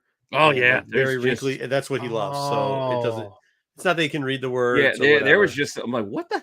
Was it? What? There's just not just for no reason. There's just Because I'm reading it, all of a sudden I'm looking at it. Wait a second, is that? Yeah, that is a mouth. Yeah, okay, all right. That's what I thought that was. It's just a nut sack hanging down to his fucking ankles. Like, I mean, BK, I mean, whatever. I bet you it's his thing. There's nipples on a lady that's fucking. She's kicking with her fucking toes. And to be fair, I mean, I came into this reading just from issue 2. I did not read issue 1. I don't know if I had to read issue 1. From context, had to read issue 1. It's just that he's going in the back. He hooks up with this crew that he's with at the beginning of this issue. Yeah. I got it. Okay, they escape together. But yeah, from the. I don't know. I mean, I guess it's kind of nice. No, it's not alien women, dude. It's literally like old people. Like, he likes old. Yeah, people. it's just like an old. Just think like if they just in the middle of Mad Max, one of the goddamn the bullet farmer leader decided he just needed some release. Yeah, and the art reminded me a lot of like old comic strips, like the BC or the Hagar the Horrible, like the old like newspaper strips. Hagar the Horrible didn't have a dude on hand to just start, That's not even that. Like the last part of this, like they have. Speaking of Futurama, the Doctor of Futurama. Mm-hmm. Imagine him naked. That's the guy there. Like, that's what it was. Just for no reason. Big old fucking panel. The woman with fucking, like I said, toe kicking her fucking titties, and him fucking. I don't know. I did not soccer with his fucking nutsack in the slightest. I didn't know what was going on. I was like, wait, he was in space. I didn't know Grendel was in space, and he's come back, and. Yeah, this is why BK's mom doesn't let him out of the house, because she sees him fucking trying to read this shit. I mean, I get it if there's like a lot of lore that I'm missing out on, but dude, this doesn't make me yearn to want to know more. I'll be honest with you, it's not terror if you take away all the they're trying to do shock value stuff in this, and it's shock value stuff that would work in the 90s. In the early 90s, even if you take it out, what this story's not. But what I'm saying is it doesn't play in 24. And then if you take it all out, it's like, what is this book? It's just like, you know what I mean? It's then you've got Tamora Morrison running through the goddamn desert with the weird bikers. Then like it's the same. Pretty much. Like it's still not. But new. No, but this one it's a horse and carriage, and you can't get on the fucking. It's just the carriage. I'm sorry, I'm just not a Grendel guy. BK, I know you troll a lot, but this book was fucking. Of course, if you really like this, I'm worried that you aren't trolling, because this thing was fucking horrible. I mean, I get it. I mean, you read this for decades and you know what's going on. God bless you. But to me, reading it the first time, I'm like, I feel like I'm reading a Mad Max knockoff. It's not even the reading factor of it. It literally is like they did the 90s not well, and then it's the same thing doesn't shock you now that it does then. So It's just kind of stupid. Yeah. All right. Well, I'm assuming, and Dub, you didn't get this one, right? So our 2 thumbs downs are enough. Well, don't worry. There's some old balls in this one. If you want old balls and if you want old balls, yeah. Old balls and saggy titties, here's it is. And yeah, saggy vaginas also. No? Okay, good. Yeah, like an Arby's sandwich. Yeah. Fucking BK. What the fuck is wrong with this guy? How about seriously? Let's go. Hold on now. Yeah. I mean, everybody thinks the Space Ghost has like the car, like the Death late night host? late night host. But like, yeah, I mean, which is an okay take for that. But like, this is a good take on Space Ghost. I thought it wasn't bad.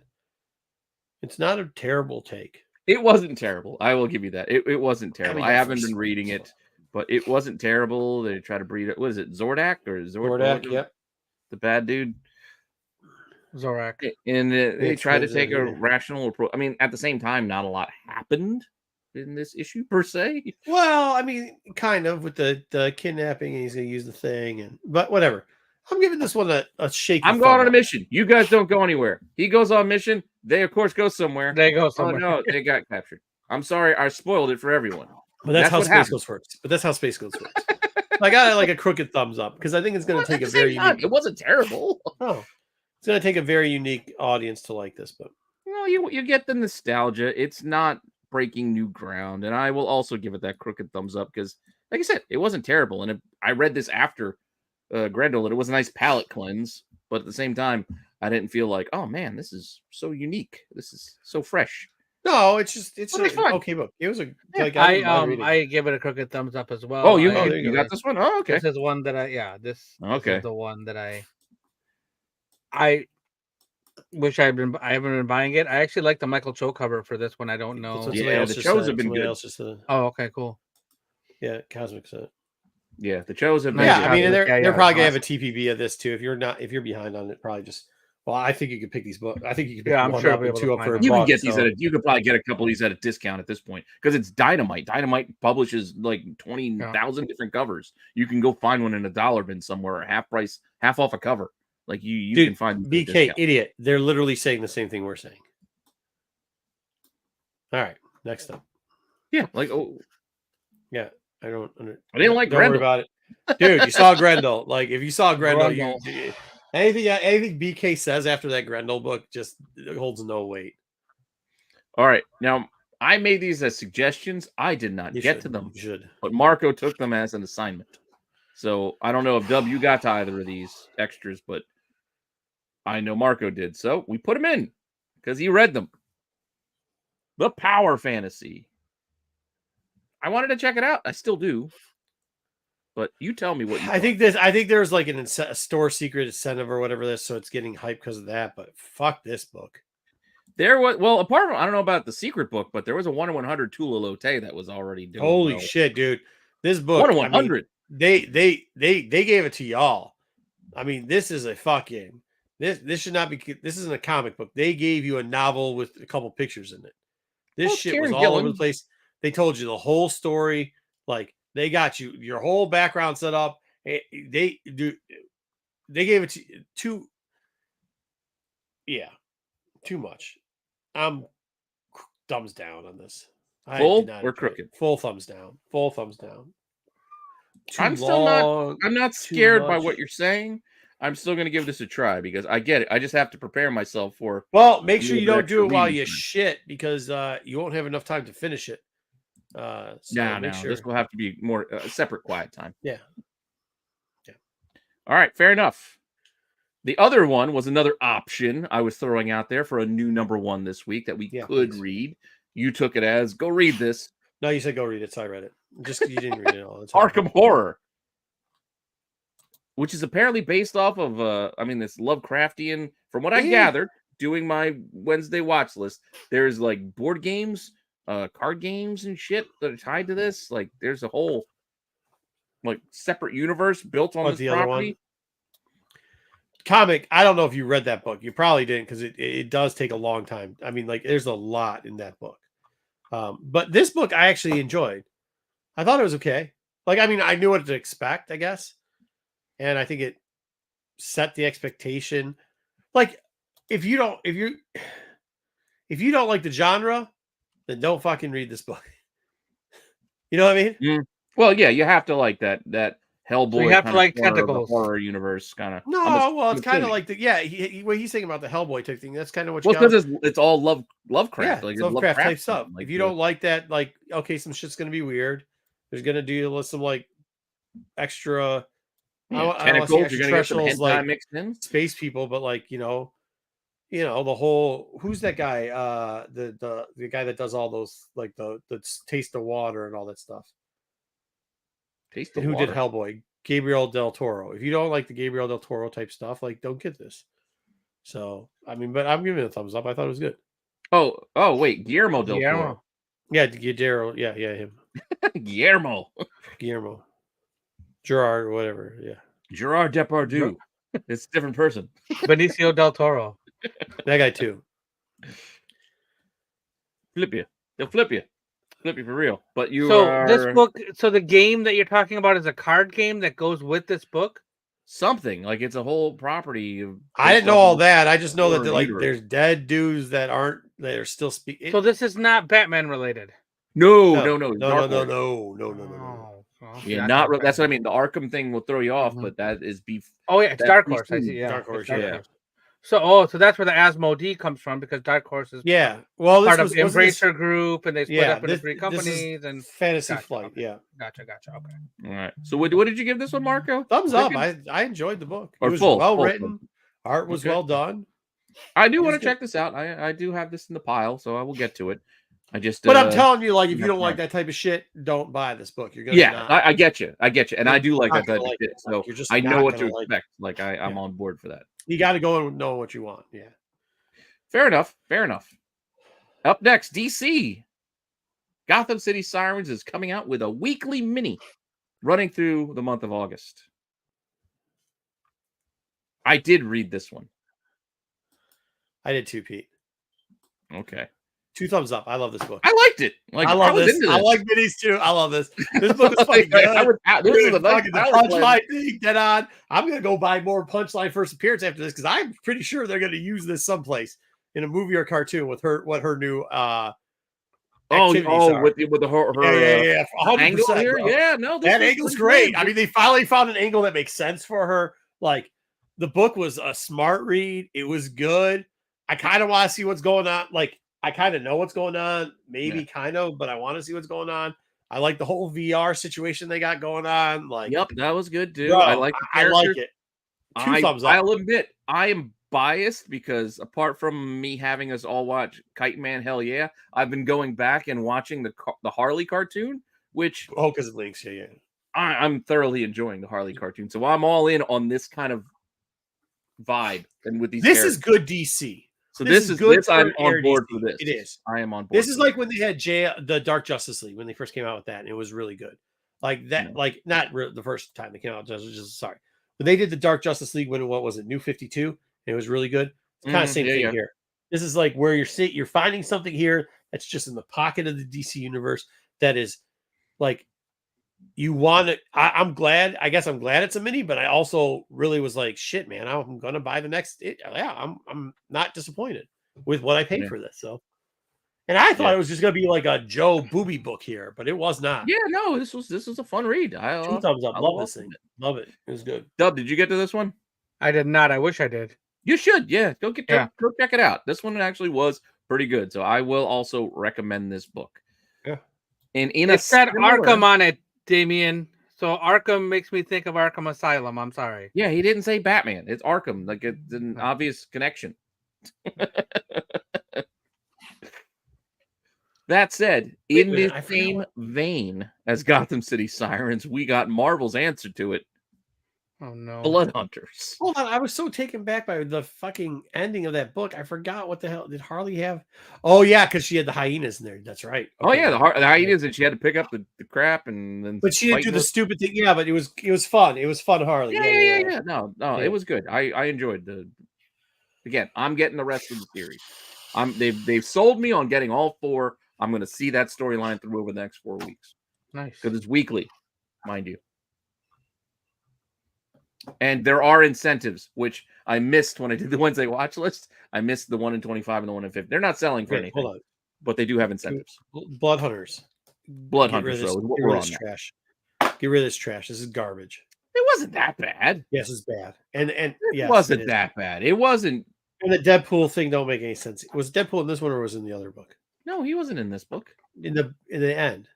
One of them had the Deadpool Wolverine story in it. Was it this or was it Avengers? No, that's in Avengers, which I didn't get to finish because we ended up having to start talking. No, that was not in this book. This was just simply a vampire follow-up, and they had the vampires at the end that I just wanted to be a vampire. If they made this like a 2-shot, maybe I would like. Oh, like I don't know what this. I don't know if this is ongoing or what, but what their expectations are. I mean, I don't. It's 2 blondes and 2 redheads going to battle with vampires, and a kid vampire Spider-Man. Yeah, that too. Maybe. Yeah, because the thing. Oh, yeah. Yeah, we don't know. Well, in Avengers they referenced it, so I don't know. They did. I didn't think so, but then they referenced it in Avengers. So no. I'm crooked up on this. Again, it wasn't great, but I'm crooked up because it wasn't as bad as I thought this could possibly be.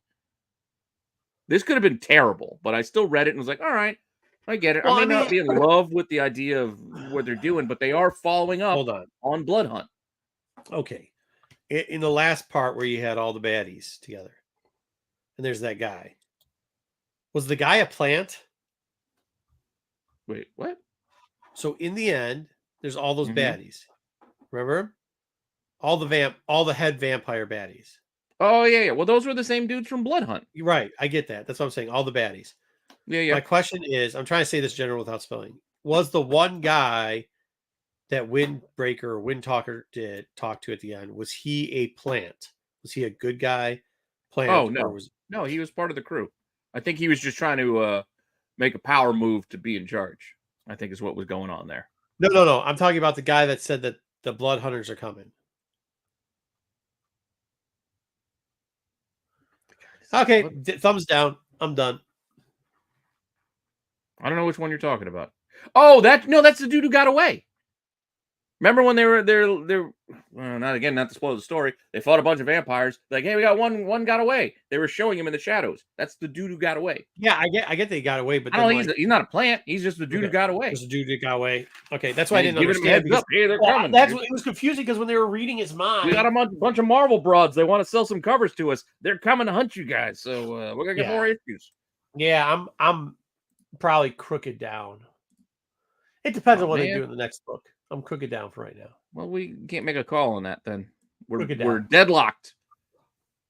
That's fine. Deadlocked. This is a take it or choose it. Whether you take my taste or Marco's taste. That's what you'll go with. And then we'll get to our last book. And I did not finish it. Show started. I couldn't finish reading it. I was reading it up to the point of pre-show chat with Marco, and I didn't get to finish it, but what I did read was okay. The art is good. The story sucks. And who the fuck cares about any of this? It was just a lot I don't want to see Black Panther making out with the fucking city. I don't want to see Falcon trying to get in fucking Thor's pants. Whatever Thor's twiddly dumbing doing is stupid. That Vision and fucking Black Panther's getting in Thor's pants? No, he wants to bang the city. Black Panther. Okay, hold on. You ready? Yeah. The city is sentient. Black Panther's wife, pretty much. He's trying to court the city. It's called the city. It's a little like the eternal person, city, right? Yeah. Or it's an actual place it'd be like live. It's not even. It would be like, you know how it's like Vision without being an actual body. It's an AI. And it's running the city. He fell in love with not Hal. He fell in love with Siri. He's falling in love with They made Siri. a movie like that with Scarlett Johansson. It's called, that's what he just referenced. Al. Yeah. No, that I was referencing Space Odyssey. Yeah. Was it called Al? Oh, her. Oh, Scarlett Johansson and Joaquin and Scarlett. Yeah. So if you wanna get 5 pages of that with the Black Panther, you got it. I mean, just Black Panther. The intro is insulting with all these characters. They're terrible. This storyline's not good. But again, I didn't get to finish it, so I can't really do a full grade. But is that who I think it is? Yes, it's 100% him too. Starts with an H. Yes. Yeah. Okay. Yeah. Okay. Yeah, it's him. I was referencing. It's fucking him. I mean, So it's not hard to figure out. It's exactly the same fucking thing he did the last time you saw him, pretty much. So just rehashing that shit. And then like, oh no, we're gonna have to take him out somehow. Yeah, all I know is I read some wasted pages of you go give this to the news people in 10 days. That's what I'm You'll telling know you. why. Yeah, What if you don't? I'll know. Yeah, it was dumb. And that's him. Yeah, that's 100% Cool. him. He shows up later. And all right, but I'm not gonna give a grade on it because I didn't get to finish it, but I'm probably on board with you. Oh my god, how not loving this. was Deadpool. Though I like the idea of Storm joining this team. I do like that idea, but I will admit I don't think I like this team. No, the team sucks. Like, I like her being on the Avengers, but what they gave me with, like, as Marco laid out with the characters, yeah, I'm not interested. You think that they're trying to get Falcon and her to have a relationship, right? Falcon and her. Oh, they're kind of feeling like they're kind of trying to lead that way. I'm sorry, Captain America. No, yeah, Falcon. Flirty McFlirterson there. And then you got Iron Man 12-step and Captain Marvel. It's just. And then Gardner Vision and they Wanda, have the Black Panther trying to hump the building. Yeah, the building that was weird. That was weird. They took it a little weird. They took it far with him like caressing the wall. They took it a little bit too far. That said, all right, enough with the comics. We've gone long enough with that. Let's get into streaming. There was a lot of covers for that book, huh? What? Yeah. That Avengers book? Oh, God, yeah. 6 covers plus. Hey, what? 3 incentives. Yep. Wow. Lots. Oh, the Coca-Cola. Hey, you know how many that was? There was 6 plus the incentives too many. They shouldn't even have had this book. It's absolutely dog trash. Yeah. Dog water garbage. You're being a little extra harsh, but it's just not great. Dude, anytime you show a period in a fucking thing, you can sit this one out, Marco. I know you don't do the Amazon thing. Yeah, I didn't do the Amazon thing. I'm cool. You want to go first, Dub? I know you said you watched 1. I watched 4. All of them are out. All, was it 8 or 10 episodes, whatever it is. Yeah, they dropped the whole series. I wanted to watch more. I watched 1 so I could talk with you about it. And it's definitely very reminiscent of 1992 Batman animated series. They just redid the goddamn animated series. They changed it by putting more. They made it more adult. Like, you know, there was cursing in there. There was people dying in there. There was, I mean, that. They tried to up the noir factor, but yeah, still feels like the animated series to me. Yeah, it feels exactly like the animated series. I can't shake it, like, as I'm watching it. And again, I watched 4. I can't shake the tone. I get it. You're right, though. It is kicked up. They've changed characters around. It's not an extension. It's not a continuation. It is sort of a redo. Characters. I told my wife this is like a what if, basically, because it doesn't take place in any universe. It doesn't continue anything. It's just a take on this Batman and these characters. It's not bad, but I just can't shake. Every episode I watch, I feel like I watched this one already. And again, I went beyond. I went again a few in. So even just seeing the other I just feel like I watched this all before. That's my only problem with it. Yeah, I've like I said, I only watched 1. I don't know if that's a bad thing for me. Like, I don't mind that. Like, just seeing different Batman stories, and I'm treating it as like a different, separate from anything else. So I love the original anyway, and everything about it. So I don't mind getting more of that. The visuals look just like you said, the original animated series. I have 100% thumbs up, and I'm gonna watch all of this, and I will watch until I get through the rest. I'm crooked thumbs up because again, I just can't shake the nostalgia. I'm like, are they just trying to play me on my nostalgia for the original, or is this good on its own? And I can't make that determination yet. I need to watch more before I can make that call. And I'm sure Corbin's going to be like, "This is the greatest thing in the world," and I'm going to be like, "God damn it, Corbin, where are you?" Yeah. So the funny thing is, I had my wife watch it with me, and normally when I put on anything animated, she doesn't get into animated stuff. She won't watch Rebels with me, and Rebels is one of the awesome show. Great. Yeah. And she won't watch it. But this was on, and she kind of was sitting there, and like I caught her, instead of staring at her phone, she was like watching it. Oh wait, what happened there? Wait, who is that? Who's that? Well, why is that? So this is darker This is Yeah. darker than Rebels, She so I likes can this see stuff, the yeah. intrigue. Yeah, she definitely is not super familiar with all the, but she picked out, who was who, of course, with some of the more popular characters, and I feel like she's gonna watch more of it. with And me. that's why I'm kind of jealous of that, because I Yeah. wonder what my feeling would be if I hadn't watched the animated series. Yeah. But she knows enough about Batman to know who some of those characters are. So No, I do too, but like I'm Yeah. saying, just the original animated series, like they get to Clayface pretty early on, like, and I don't know, yeah. Catwoman too. I don't know. We'll see where. Hey, can you watch Fable on Hulu next week? Can we do that? What are we doing on Hulu? Fable on Hulu. It's that Japanese. I will do my. Yeah, I'll watch it. Okay. Watch at least one episode. Because I really want you guys' opinion on that. Okay. I should have time. I could give it a try. But up next, let's get to the next episode of Kite Man. Hell yeah. I did not get to this. I tried. I had a choice to make. I would have had to watch 4 to get caught up with you guys. So I didn't watch it. I just watched the one. Good. Well, it's all right. You can pop out like 2 a week and you'll get there. Yeah. They're only like 20-some minutes or whatever. Thumbs up again, dude. Fucking thumbs up. The show's hilarious. I love this show. Shit. My wife, speaking of people who want, my wife hears this, she just goes, okay.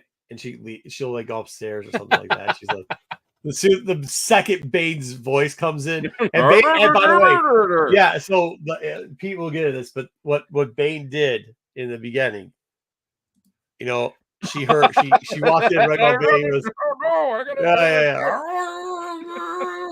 and then she's like, "What? God damn it!" And she didn't say "damn it." She's like, "Oh my god!" And she walked away and was like, "I'm not watching this." And she went to go watch the Olympics, but I mean, I find it. I don't know what's going on your screen, but I find it very funny. Oh, sometimes when I switch screens, it shows my the screen under the CD underbelly. And honestly, I mean, I think I really do have to cover some of the characters in here next week. So I don't know. I'm thoroughly enjoying this show, Kite Man, and this. I also and this last episode was a timey-wimey one, which is a lot of fun. It was cool because of who's related to who. Yeah, but I have a very big question at the end of this about who somebody might be next week. So, but we'll just wait till next week. At the end, you saw something happen to somebody. Green smoke. Oh. Well. Okay. Well, we can see next week. We can see next week and talk about it then. But I'm thoroughly enjoying this series and recommend it. It's agreed. If you're a fan of again the adult comedy animated shows in the vein of a Venture Brothers, Archer type of vibe, you're taking even to watch the Harley show, which I'm watching now. It's par for the course. It's good stuff. Is the Harley animated thing, is that on Max also? Yes, yes, it is. That's where I'm watching. It's on Max. And you what see is it on season 4? Season 5? Something like that? Harley? Yeah, Harley's. I think they've done at the time. Your girl does the voice for that, Marco. Who's my girl? Big Bang Theory. Does the voice of Harley. Penny? Yeah. Yeah. Oh. And all of the characters that are in Kite Man were on the show previously. So Bane is the same Bane, and Kite Man's the same Kite Man. Yeah, for sure. It makes sense in Kite Man when they call back to things. It's like, oh yeah. And now I'm watching the oh yeah. Yeah, that's what I figured it was. Yeah, sounds good. All right, cool. It's worth the watch. I've been watching them, but we got one more. We have the finale, the season finale for House of Dragons, season 2. Disappointing. It was it just was a filler episode. It was the whole episode. You could see within 5 minutes of it starting, I was like, holy shit.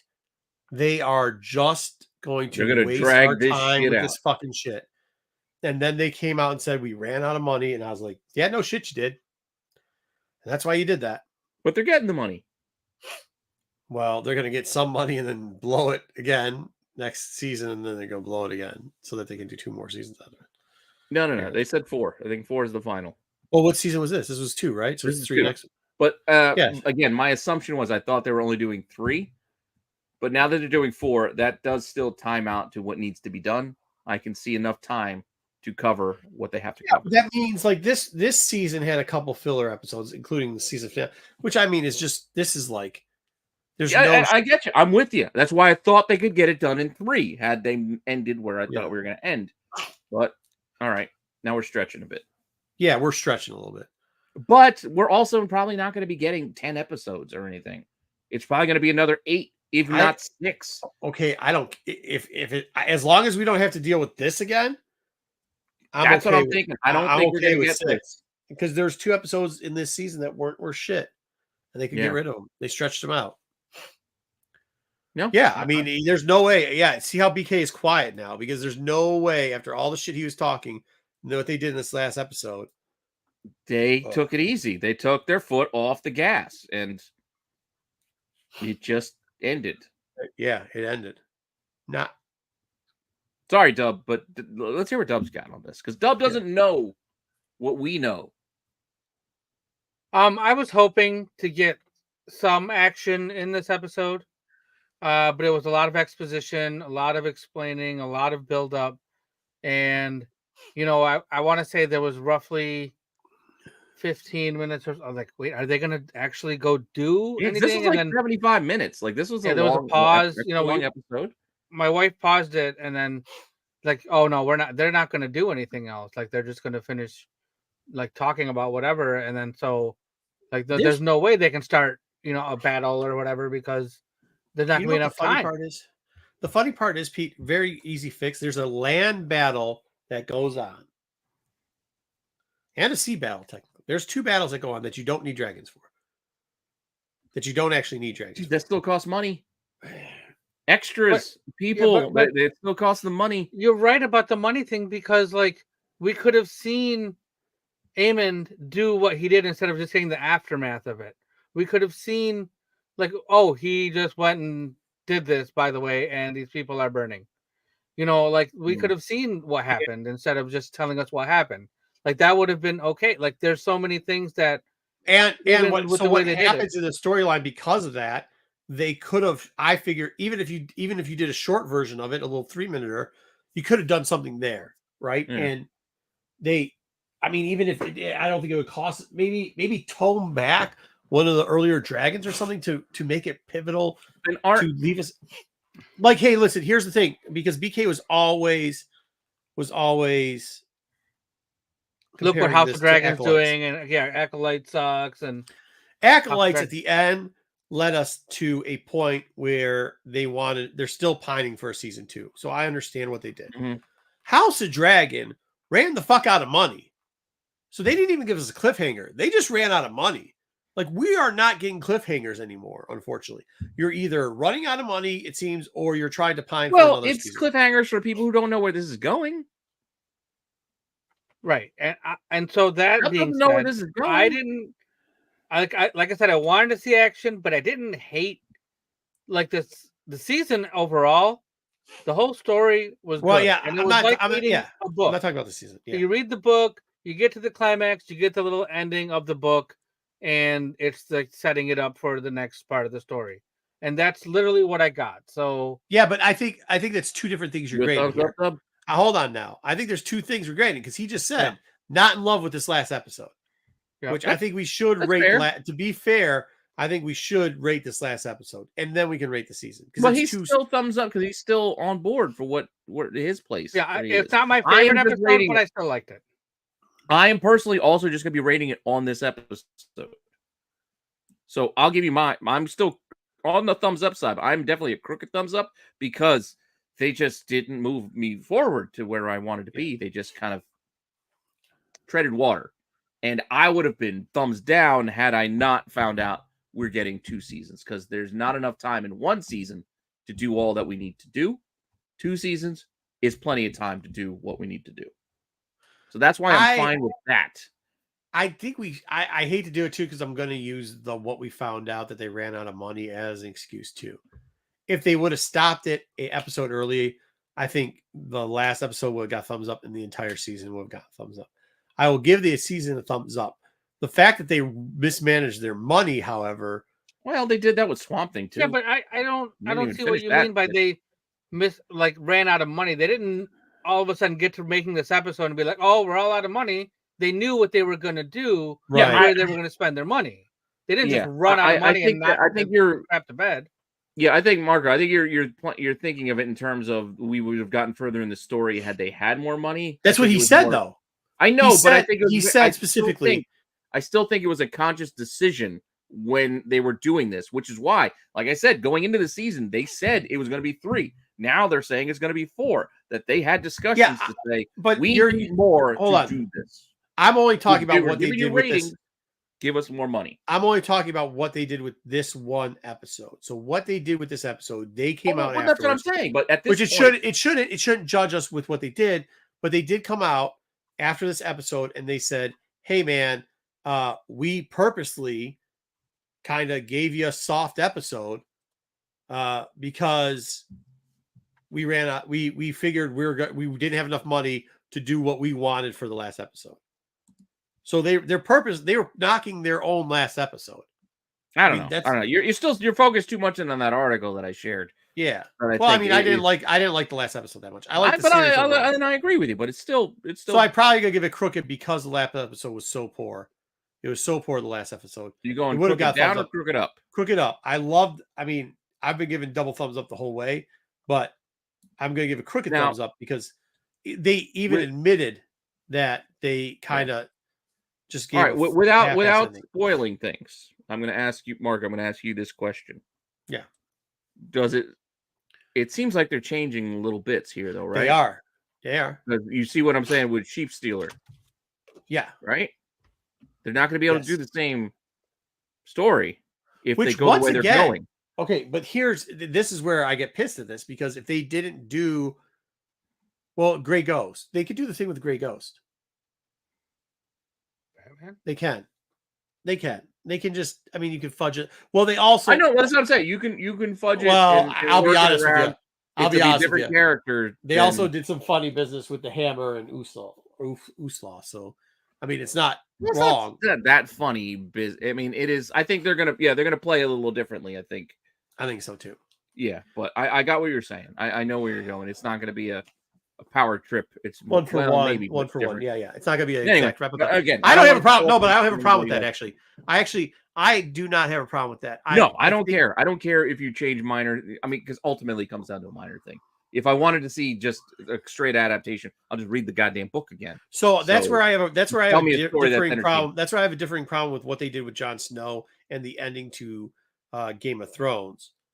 Like this story, we already know, so you can use some liberties with how you're going to tell it because it doesn't change. Yeah.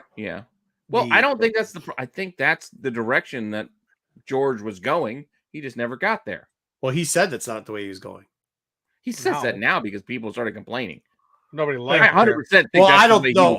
Once again, I always don't think he knows where he was going. Yeah.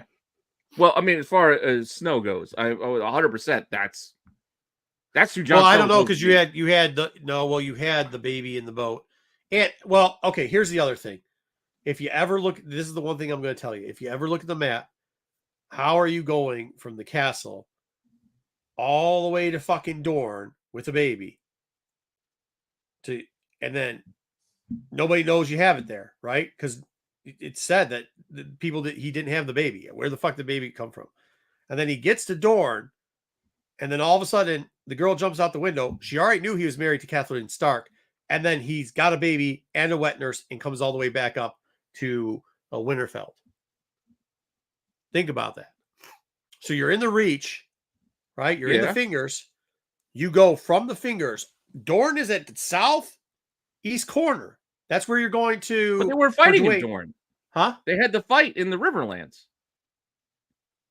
When he killed... Well, are you talking about Game of Thrones now? Yeah, we're talking Game of Thrones. Now we're going to Game of Thrones. Like what? But he had to go all the way over. What are you talking about? Well, no, when they killed what's his name, they were fighting in the Riverlands. I thought. Yeah, they are. But what I'm saying is, like, if Not at that Dorne. but right after that, right? So, what's his name? Dwayne, right? He dies. He's got the sword, and what's his name? From the Winterfell was banging his sister before he got married. The guy that lost his head. Jon Snow's adopted dad, huh? Ned Stark. Yeah, Stark. Ned Stark. Ned. Ned Stark was banging Dwayne's sister down in Dorne, right? Banging that chick. He had then, in the meantime, married Kathleen. Yeah, he was banging her. So then but he had to marry because his brother dies. He has to marry Kathleen. You know, he then kills. So they kill Dwayne. So out of respect for the sister, who's Dwayne? Dwayne Morningstar, the guard for the castle, the guy that was guarding the castle. He was a knight. Do we not know this? The White Knight. I don't remember no knight named Dwayne. Wasn't it Dwayne from Dorne? Yeah, Dwayne Morningstar, right? Is that? That's not Dwayne Wayne. It's the guy that was guarding. That's just okay. The guy that was guarding has a sister. Stark was banging her. Okay, we can all agree on that. Yes. The personal guard for the Targaryen in the castle. I'm not overly familiar with one of the kids. Again, it's been a long time since I've got. It has been, but maybe his name. I think that's why. I mean, apart from the names, I'm just trying to think of the concepts of So they're there. Stark, he did have to take his brother's. Stark. So he took the brother's thing down to the chick, right? He wasn't all the way from the Riverlands, all the way down there, right? He goes all the way down to the south. No baby. Nobody knows about him. Nobody hears the baby. The first time somebody witnesses the baby is after she jumps out of the tower and the wet nurse, Wally or whatever her name, comes back up with Ned. Now, who jumps out of the tower? Huh? Who jumps out of the tower? The chick that Ned Stark was banging. Yeah, but that doesn't matter. What do you mean it doesn't matter? That doesn't matter because the whole idea behind who Jon Snow was, it wasn't that it had to be he was a daughter from Dorne or whatever. It's just that he was a bastard. It could have been anybody. It's, hey, here your father come home. Right. Well, what I'm saying is it wasn't like a 1 day, it wasn't like a 1 hour trip. They stopped. But that part doesn't matter. Yeah, but nobody saw the baby. What I'm telling you is if it was their kid, right? If it was their kid, somebody would have had to see the baby travel down the road to eventually get to Dorne. But it wasn't their kid. Jon Snow is supposed to be a Targaryen with a Stark. Yes, it is. Yes. Right. His sister. Right. If he takes Jon Snow from that tower, then goes to Dwayne Morningstar's place in Dorne, which is, we know because that is what happened. Ned Stark goes, Arthur Dwayne, thank you. Yeah, Arthur Dwayne.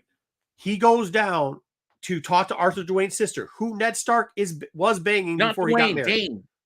Dane, whatever. Dane, thank you. All right, yes. All right. Yeah, it's been a long time. I forgot what the guy's name was. It started with a D. Is close. Arthur Dane. I got you. I know. So he's going to the Morningstar Castle down in Dorne. Nobody saw any babies. The only time it was recorded or anybody had even heard a rumor of him having a baby was when he's on his way back up to Winterfell with Wawa. Was it Wawa? Somebody look it up. Is Wawa and whatever else. We're getting too far. Who gives a shit? Yeah, we're getting. That's it. It doesn't matter. I like this episode of House of Dragon because it was. I like the episode. I have no expectations of what it was supposed to be. Yeah, I was disappointed because I wanted more action, but I didn't get that. But I didn't hate. I mean, it wasn't my favorite episode. Again, Dub. It's not that they did things differently. It's just we just didn't get it. You wanted more. You wanted more. I want to go. You wanted to get farther. You wanted some battles. You wanted some battles. It's not just battles. I just want to see the paradigm shifts that were going to be coming. Like, they kind of hinted at one thing that was going to happen, and then they didn't do it. They didn't do it. Yeah, they definitely didn't do it. They told you it's happening, and then they didn't do it. Like, just do it or don't do it. Whatever. All right. Next up. Well, that's it for that segment. So we have your segment up next. So I'm going to run your thing, and you can tell us all about these comics that we need to look at.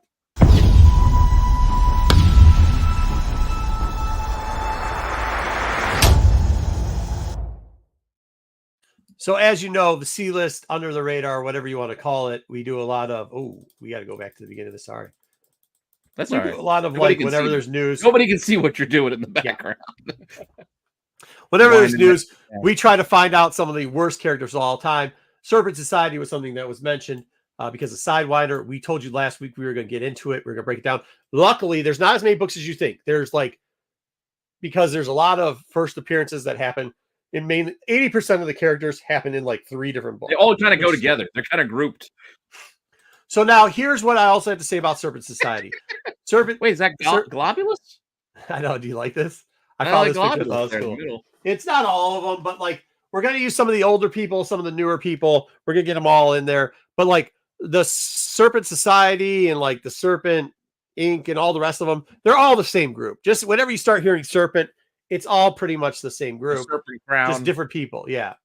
All right. So here's the first Serpent Society, and it's Cottonmouth, Diamondback. There you go, Joe. Asp. Yes, I said Asp. Asp. Yeah, Asp. Bushmaster and Rattler. Hey, listen, they're all in Captain America 310. We've seen this book before. We've talked about this book before.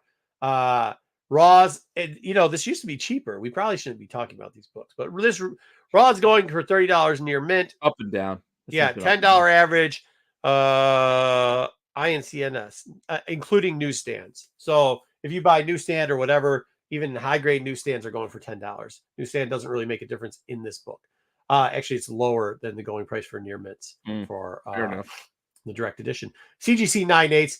This I want to give you a couple here because the last one was kind of an outlier. They don't sell a ton, but 139, then 385, 345. It's closer to $300 than it is a 139. So if you can get it for under, $200 or under, if you're looking for this book in a 9/8, that's probably a good bet. Also, something very interesting, just to show you that the 139 was offset around the same time within a 7-day period that the 139 sold 165 for a 9/6. So somebody got a steal there. Oh, Anaconda don't want none. All right, we already talked about Sidewinder, but also the Serpent Squad, which is also the Serpent Society, just different members of it. We're getting Anaconda. Huh? Yes. We're getting Mamba. I should have been Black Mamba. We're getting Anaconda, which you also saw on the first. This book is the first time they name it the Serpent Society. Also, just so you know, she was on that group too. So it was a bunch of these other ones. You get Death Adler. There's 2 Death Adlers. We'll get into that later. You get Black Mama. This is Burroughs in this one. By the way, he was resurrected by the criminal of the Hood. Just so you know, that doesn't recently. But he did die at one point too. Obviously, for those people that don't know, this book, Marvel 2-in-1, Volume 164. Now, this book hasn't sold in a long time. Only 1 copy in the last 2 years. 9/8 selling for $275. Raw's, huh? In 9/8. Okay. Yeah, 9/8. Yeah. Okay. I was gonna say Raw's on the other hand. Even 9/6s were having a little bit of sale, but in a 9/8. Raw's on the other hand, $40 average neir mint. $20 for everything. That's because nobody gave a shit about grading Sidewinder before. Well, I mean, Pete, yes, yeah. 2 years, 1 copy. So all those people who are these sweet fans of this shit, yeah, right, dude. 1 copy in 2 years. All right. Next up, we get Princess Python and Precious, which is Princess Python's snake. Their first appearance, actually kind of a cool book. I didn't realize this book had gotten to this price, which it has. Amazing Spider-Man number 22. Raw's averaging 140. Early on. I'd just say it's early in the run. So yeah. So around that same grade that they're selling for Raw's for 140, CGC 6.0s are selling for 204, 323, 239. So I try to give a similar comparison on what Raw books are selling compared to a grade where I can get a multitude of this here. So Amazing Spider-Man 22, that's what we're looking at. Higher grade, obviously a little bit more, but I was surprised that, sitting there looking at about 240 average, the 3, whatever sets it off, but really looking at about 240 for this book in a 6.0. solid book if you can pick it up in the bin sometimes, where maybe people aren't looking at for a first appearance. I didn't want to leave you on your own, but I gotta. I'll be right back. Go ahead, it's good. All right, next up we've got, I like to do it when we got two of the same characters. We're gonna have one. It's a father and son duel. Constrictor, Frank Payne, and then Constrictor 2, who's Frank Payne's son, but they haven't given us the kid's name yet. All right, two different books. Oh, yeah, not a great cover. That's what I'm saying. Like sometimes you can sneak that.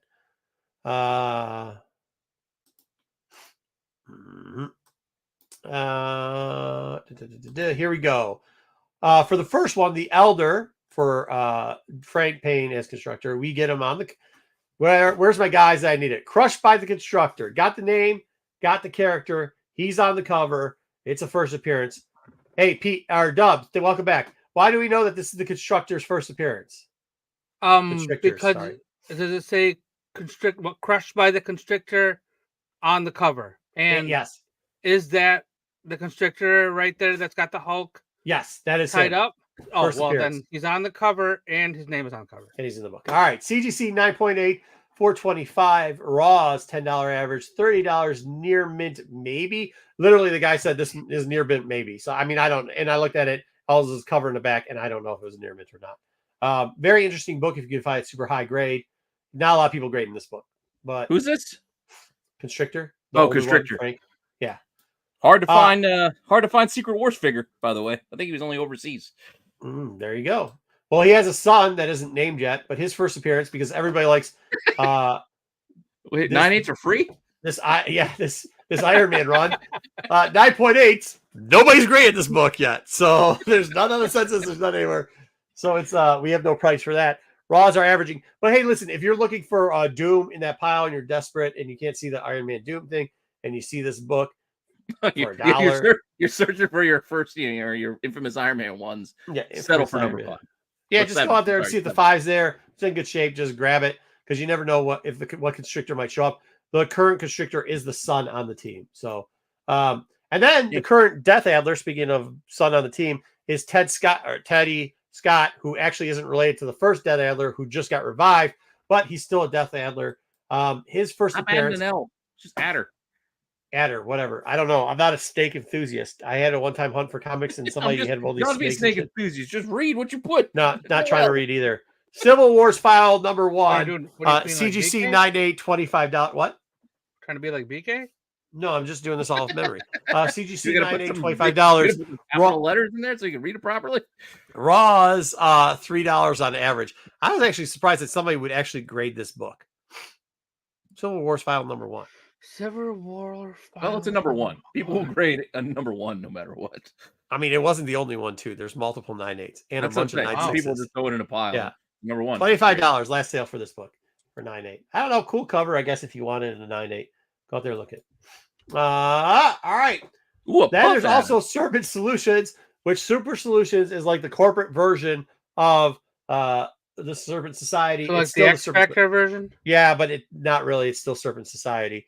They got Puff Adder. They've got Copperhead. Oh, I was adding a letter there. They have Copperhead, who also somehow doesn't he look like, what's his name from G.I. Joe's, the bad guy with the hawk? Oh, Serpentor? No, Raven or whatever. If you well, yeah, but with next looks like he's an octopus on his head. Yeah.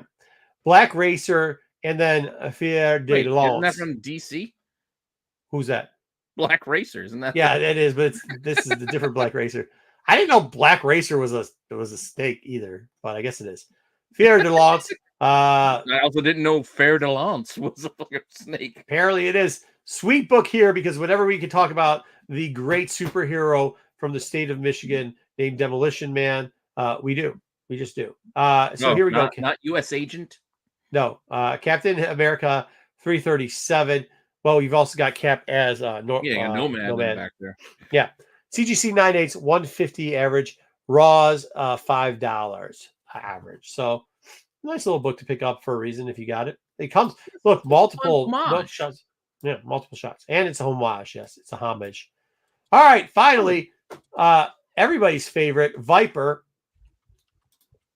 This isn't finally. There's one more. Hey, she was in The Wolverine. There you go. Captain America, number 10. That was actually a good movie, that one. It's actually 110. What did I say? 10. Oh yeah, it's 110. Thank you for being able to read. A nice 12 center. CGC 96 is $1,440. 90440 85 $216. Great book, man. Great book. Hey, I actually own this book. Do you? Congratulations. Yeah. Well, didn't Cap technically start like in the 100s because it picked up after one of the tales? Cap 100 was. This has something else to do with a Bucky situation here too. I can't remember what it is. He's gonna get stepped on by the Hulk. No, it's like a certain version dressing up or reanimating. I can't remember.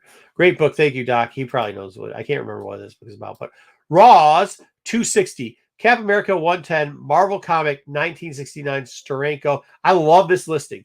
$3.95 value, doesn't give you a grade or anything. Just tells you it's a $3.95 value.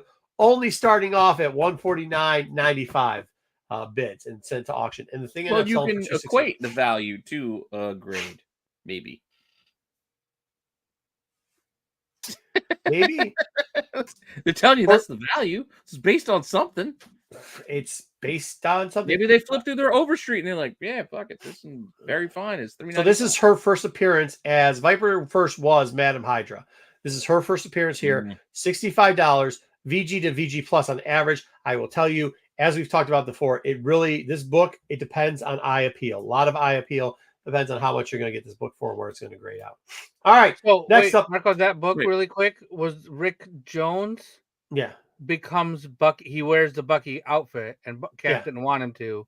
Yeah. But he did, and that's what that Bucky thing you're talking about. Yeah, I knew it had something to do with the Bucky. Yeah. So BK, is it really nothing to do with Bucky? No, it has something that to do is incorrect. It does have to do with Bucky. I mean, he's on the cover, so it's got to have something to do with Bucky. I mean, that's him in the Bucky outfit, Rick Jones, right there. Mm-hmm. Okay. You didn't explain that part either. That Dub got you. I appreciate it, Dub. Thank you. I knew it's. I just remembered the book. I can't remember what it was. I didn't know off the top of my head. That does make now. You had to look up a lot of stuff. I was just, to be fair, just going off the dome, it ain't easy. Like you remember what you remember. Sometimes you get brain part. Nothing wrong with that. I do it all the time. All right. So this one we know the inside because Nomad, right? Like we know this one, right? Steve Rogers Nomad, right? Okay. Captain America 180. It's a silly outfit though that he chose. But this is actually where she shows up as Viper. He took dressing advice from Marco. Look at that deep V he's got going. It's beautiful. Beautiful. Beautiful. I do remember that because we covered this book for the Nomad thing before. Yes, I think we did. Yeah. Yeah, CGC 98's $1,750, 92. This is weird. $150. It really falls off. 70, 120 on average. Like the amount that this book falls off between 98 and 92. And we just didn't have a 9694 recent sale, so I couldn't compare it. But between 5.0 and 7.0s and raws are selling for $29. So, I mean, I don't know, dude. I don't know. Well, one might look at that as falling off. Another might look at that as opportunity because eventually things do balance out over time. I would not probably be buying this book raw unless you can get it above that 7.0 for sure. That you know. Oh yeah, no, that's not what I'm saying. I'm just thinking like those 9.2s, 9.4s will probably get a little closer over time. Good job, BK. Way to use the internet. We kind of already knew that. Everybody knows the story of Nomad. Thank you. We know it's Nomad's first appearance because why, Dub? Because it says it right on the cover. His name's right there in red. Even. However, we do not know that it's the Viper's first appearance as the Viper because that's not in there. Okay. All right. Next up, King Cobra. Solid looking dude. He's in the new group. We've got Brown's gonna play again. I can't remember. We've got a double here. So here it goes. You know how I love these doubles because I get to do. Seth was going to be in the next cap, but then I think they cut him. No.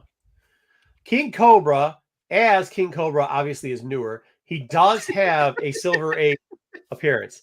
What? I'm just looking at the picture. That's the way he's crawling down the wall. So just like the last one, he's got two different appearances.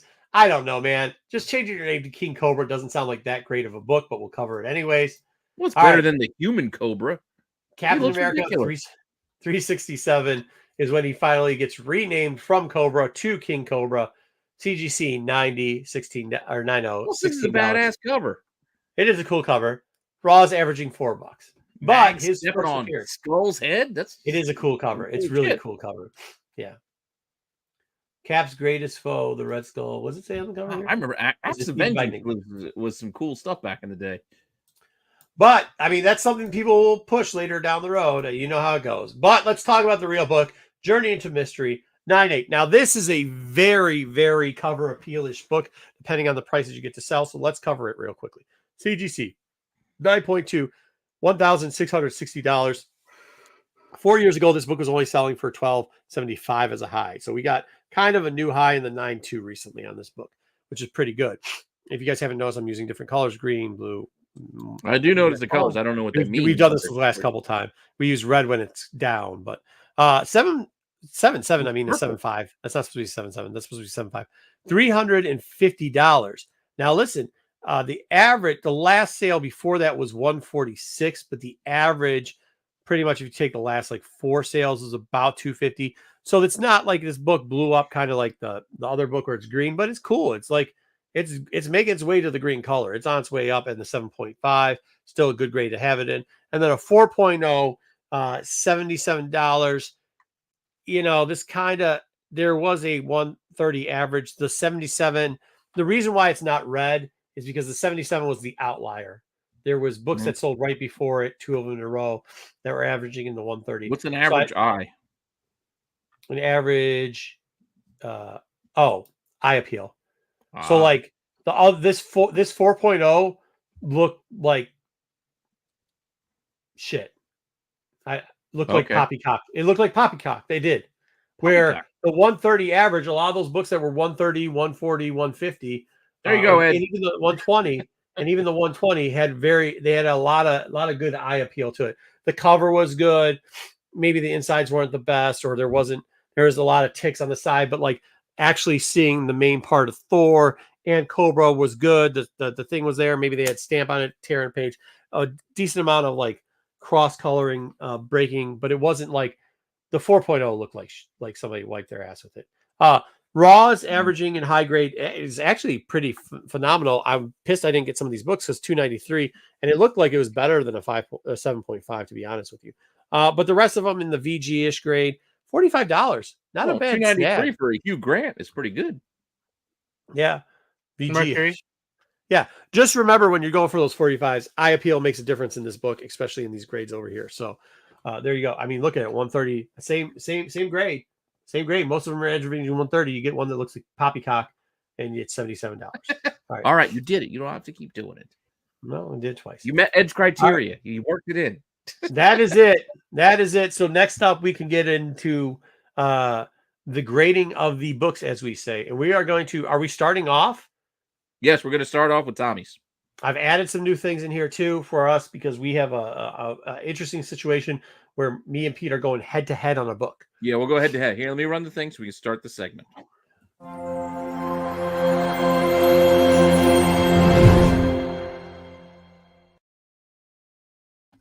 Now, mind you, I did not pre-grade this book, so I'm going to grab out my notepad and I'm going to grade it as we go. As we go, okay.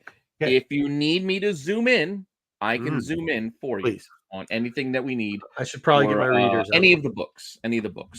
Probably I try to lay it out so we can look at some pictures side by side, so it's not only just one picture. I actually didn't grade any of the books, so we'll do it as is. This is our viewer submission, and again, this shout out Tommy Longbox. He sent us pictures of Blip number 1. So now here is what I'm going to tell you about this book. I am not as familiar with the common errors in this book as I am in other books, and there will be a part here where I got you. What you mean by common errors? Yeah. Fair enough.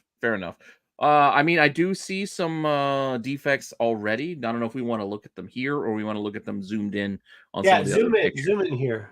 You want to zoom in here? Yeah. Well, yeah, sure. Well, I can go to the next pictures are going to be the top. So if we want to look at the top of the book, let's look at the top. All because I can see something there that I'm not. We sure. got top corner, and we've got other. So we got Run Ink. Okay, top right corner. I see that. Is that it? Can we? It looks like it's Run Ink on the top right corner above the guy's head. Right in here. Zoom in on that? No, right there. Yeah. Yeah. Is that what that is? Or is that pencil? I don't. It looks more like ink. It doesn't look like any sort of dirt Like or printer ink, like almost a printer error on it. Yeah, it does. That's probably printer error. I mean, I'm seeing the little, little folds here and Okay. these little guys here. This is now. This is what I'm wondering: is that dull blade cutting? Did we get the inside of the book? We can check from the inside of the book. We that do looks have like inside, I believe. That actually looks pressable. It looks like that's a pressable. Yeah, that does look pressable. That does look pressable. So, are we submitting it with that, or are we allowing pressing for this? I don't know. Okay, I'll do it. Sorry, I didn't want to do that. Oh no, I'll do they want to go ahead too. Here we go. Go back. I wanted to zoom in a little bit. There's a little bit more. You can see up here of an inch. A little bit more there's of the. There's a chip up there, and there's a press. There's a chip to the right of that press mark. Yeah, right up here. Yeah, 1, 2. I don't know if you guys can see the little hand on the screen when I circle things. The corner doesn't look that dulled. It's no, but look right underneath it. Is that part of the case? This is part of the image. This is not a crease. No, the one up there, right? This little with an inch this under might the be a button. little tick. This looks like a little tick. little tick. Okay.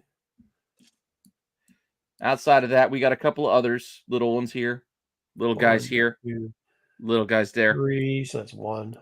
You might. I don't know if this right here. There's a kind of little thing here near the staple too. Pole. It's a pole. It doesn't matter. I mean, it does. It doesn't. We moved out. Yeah, we've got a couple more. Bunch of there's another one. Over half dozen little ticks down the side here, and even the tiny tiny the one that's concerning is the bigger one over there in the break. I kind of would need to know the sizing of it, but that's all right. 2, 3, 4, 5, 6, well, you just can 7, guesstimate. It's probably a quarter inch, 8, maybe an eighth, but eighth to a quarter inch, I would guess. Okay, keep going.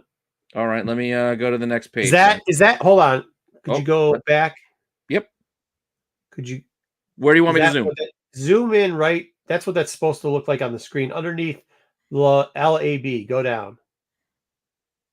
Across from where the blue thing is on the to the right, His name. His name. TV star here. Okay. Yeah, right under this the looks LAB. like color up. Yeah, this actually. Oh shit! Why the fuck? There we go. All right. This looks a little bit like color. I don't think this is supposed to be here. I don't think so either. This whole line, I think this feels like rub. Okay, can I show something real quick? Please. Yeah. That'll help. That'll help. Look at the top of his head there. Okay. His hair. Oh, that line. That line. So that could be a common error. That could be a common error. There is a line above his head. Yeah. No. There's a huge line. For the ink, yeah, I'm just saying for the ink line, like there's probably. Oh, that looks like somebody tried to clean this book. Yeah, it looks like it got rubbed off, maybe. And then that part under his name, like it's actually. Nope, it's not rubbed. That's part of this picture. Okay, cool. Yeah, it's part of the picture. Like it's the edge of the machine that he's. Yeah, it's the edge of the machine. Okay, yeah, that worked. That's all I was asking. Okay, it looked like rub to me. Yeah, no, take that back. Maybe that very bottom. But now we need a black light. Do you see the gloss on? And it could be the camera, but do you see the gloss on our man Dub's book? I'm not seeing that. Gloss. Yeah, I took it out of the. This is just a book, so. Yeah, that's I see. That's where it hurts to not have it in hand. All right, go ahead. All right, so we can go down to the bottom half of the thing on both sides. That's still part of that. Corner sharp down here, down in the other corner, not too bad. I mean, there are your if we there's go back a little up bit to of the corner, ticking on the bottom. There's still more ticks. If we go down, that's pushes and ticks. That's all right. There's little ticks. Some of them you might, but go down to the bottom of the corner here, please. Break. Go down. I can't see if there's anything in here. There's right there at bottom staple. There's a tear away from the bottom we'll see that too. There's I think an interior shot of that. Okay. Oh, it goes all the way through. Yeah. Okay, I think so. A little bit of choppy at the bottom, a little bit of flake. It's okay. That's nothing. It's in the yellow too. Between the two yellows, there's some flaking there. Keep going. Oh, you're saying right in here? Yeah. Down. Nope, that's not it. It's down at the bottom. There's some flaking at the bottom, and it happens in the green too. Color break. I got you right there in there. All right. Next up. Scooping over this side again looks pretty good. I don't see a lot on this side. So here's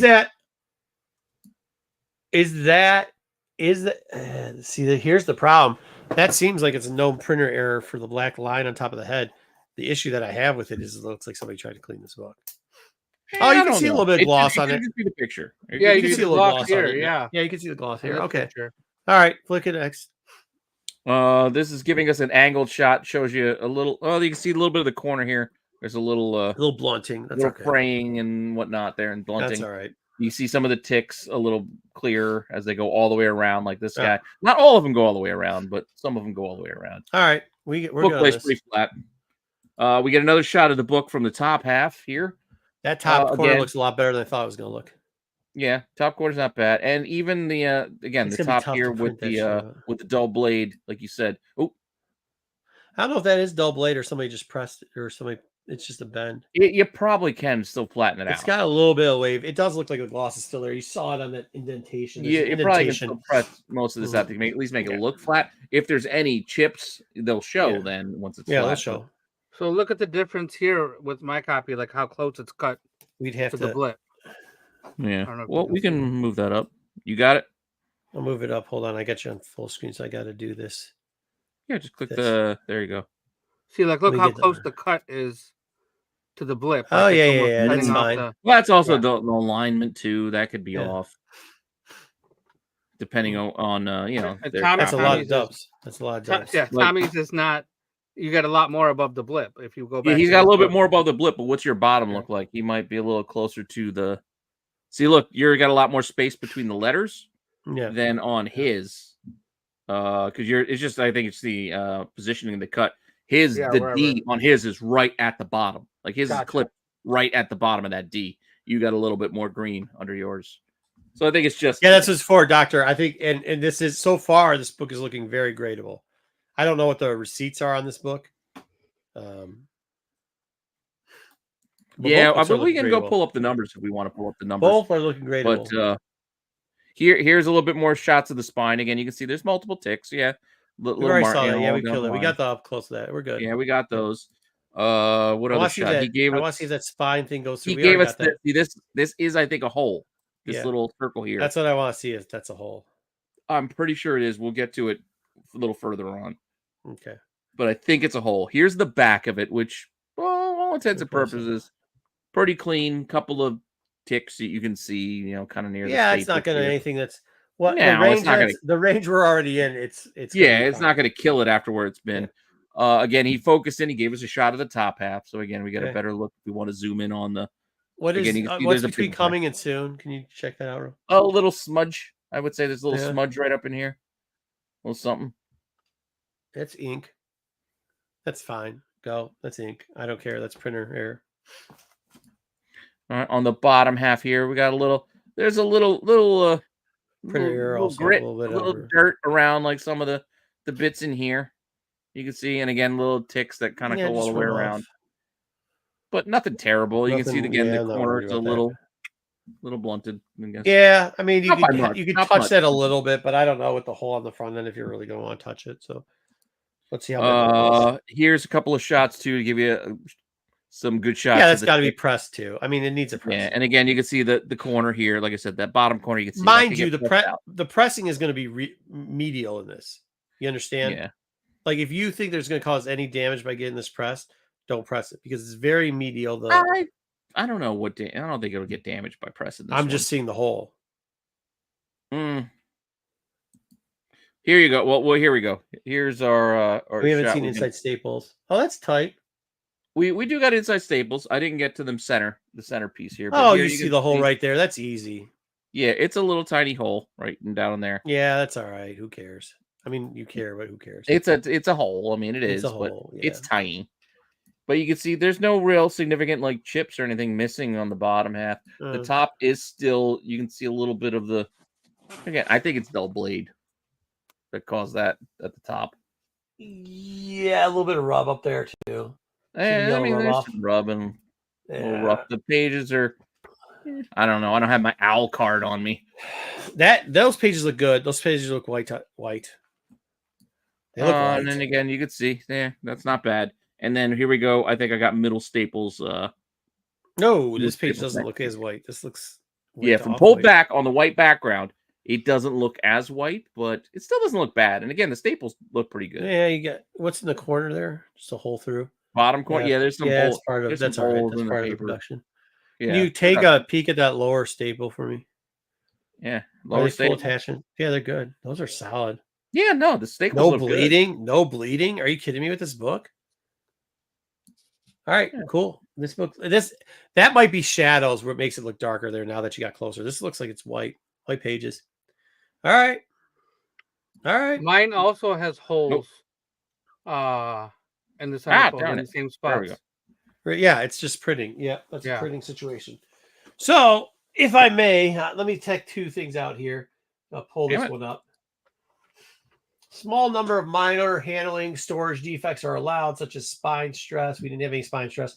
Bends or light tanning. There's not light tanning in it. There are some bends. Several printing defects fall into this range. I mean, yeah. The interior holds some of the color spot with the ink spots. You might be able to pass. But you could get away with that. The yellow one's a little bit bad. I mean, 9.4, right? 9.2 at worst. 9.2, 9.4. I was thinking 9.2. If you don't press it, 9.2, 9.4. It's just the number. I mean, I think there's a good number of ticks because they kind of stand out on the black. But you get a many. I counted them out, so I had it at -10. Okay, I had it at -10 for the ticks, -10 points. So I have 100 points. They're not pressable. Those ones are there no matter what you do. Yeah. But none of them were bad though. Like they're all very small. Like they're less than 1/10 of an inch. So you get to save some pointage there. That's why. So we're starting at a 9.0, and typically you go down, but like at that one, we're going up because we're starting with the printer defects at minimum of a 9. I mean, it's bottom line 9.0. Yeah. If you get less than a 9.0, I'm still kind of with Dub. I think I'm leaning towards 2.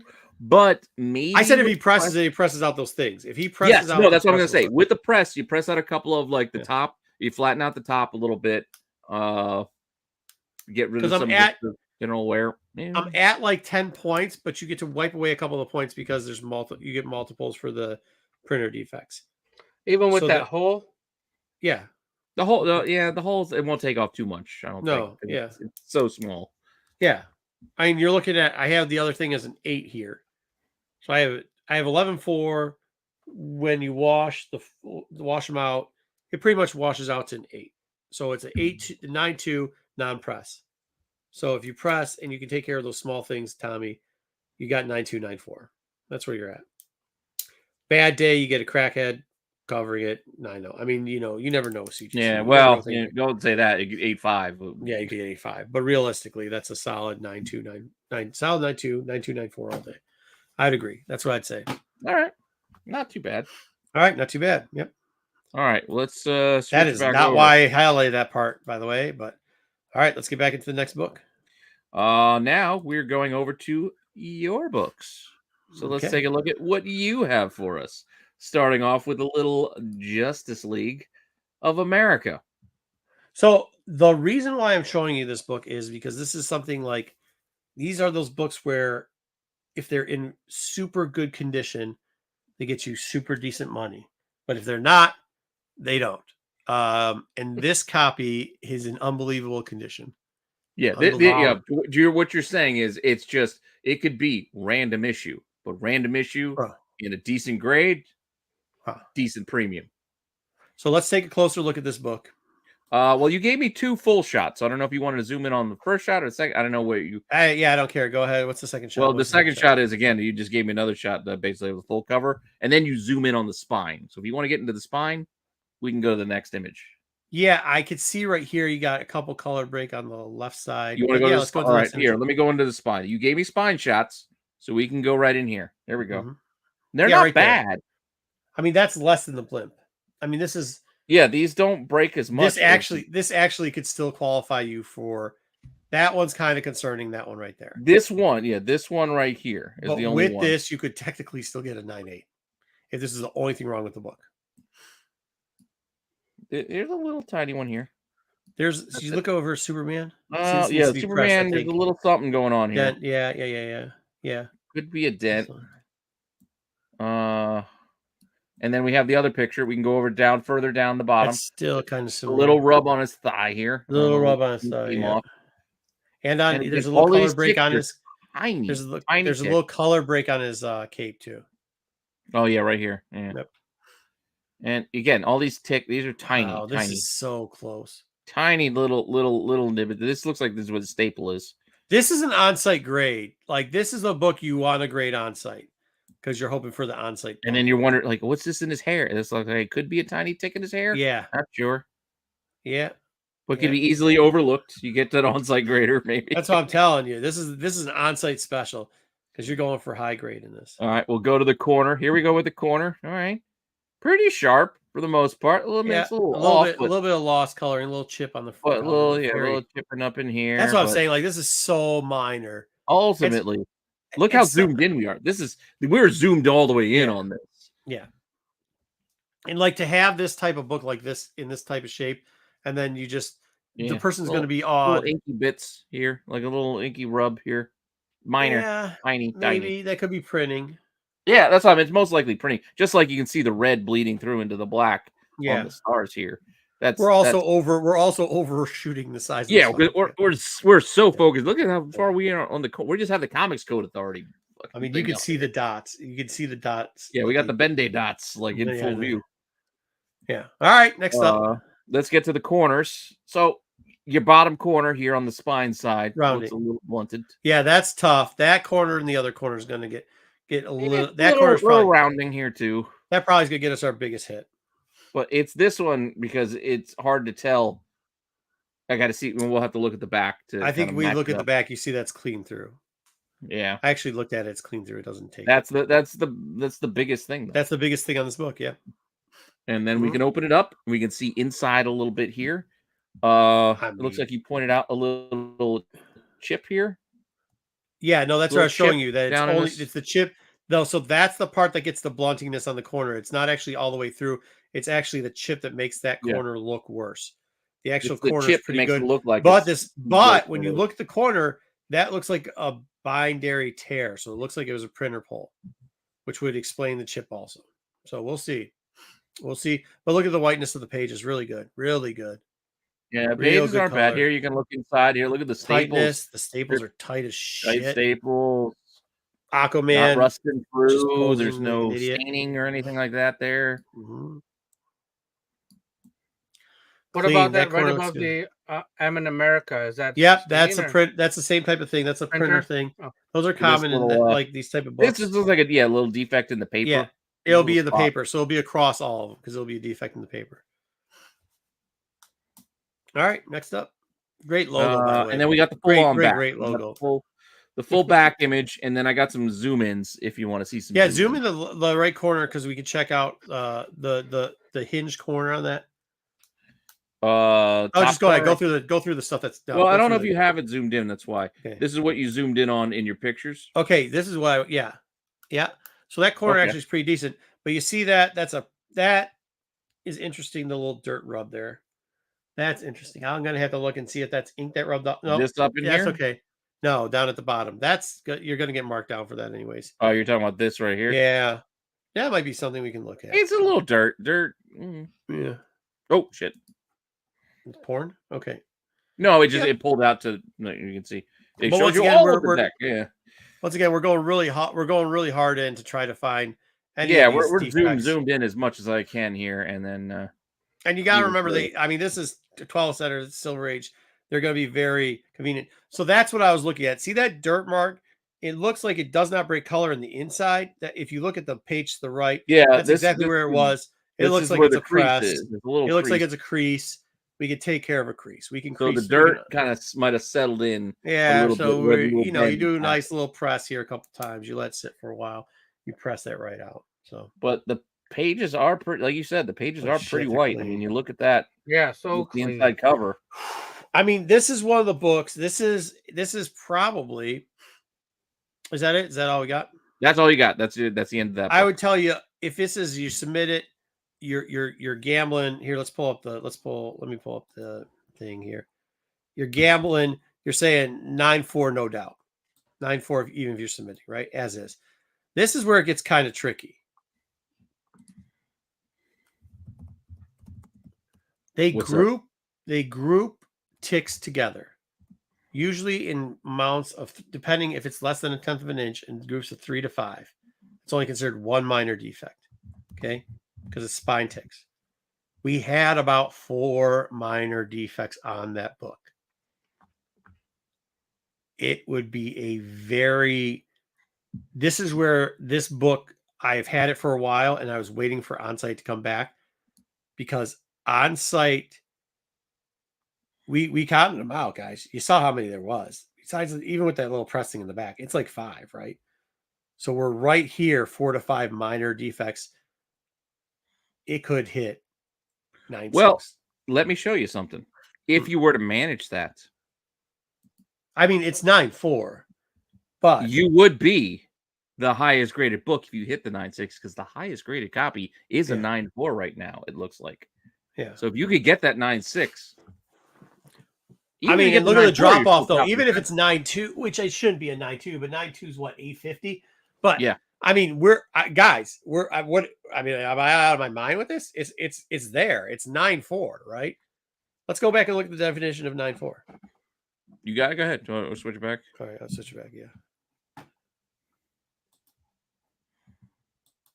Okay, 9.4, small number of minor handling and storage defects. We didn't really see too much of that. Spine stress, we didn't see that. We saw a little bit of bends. It's not light tanning, it's whites.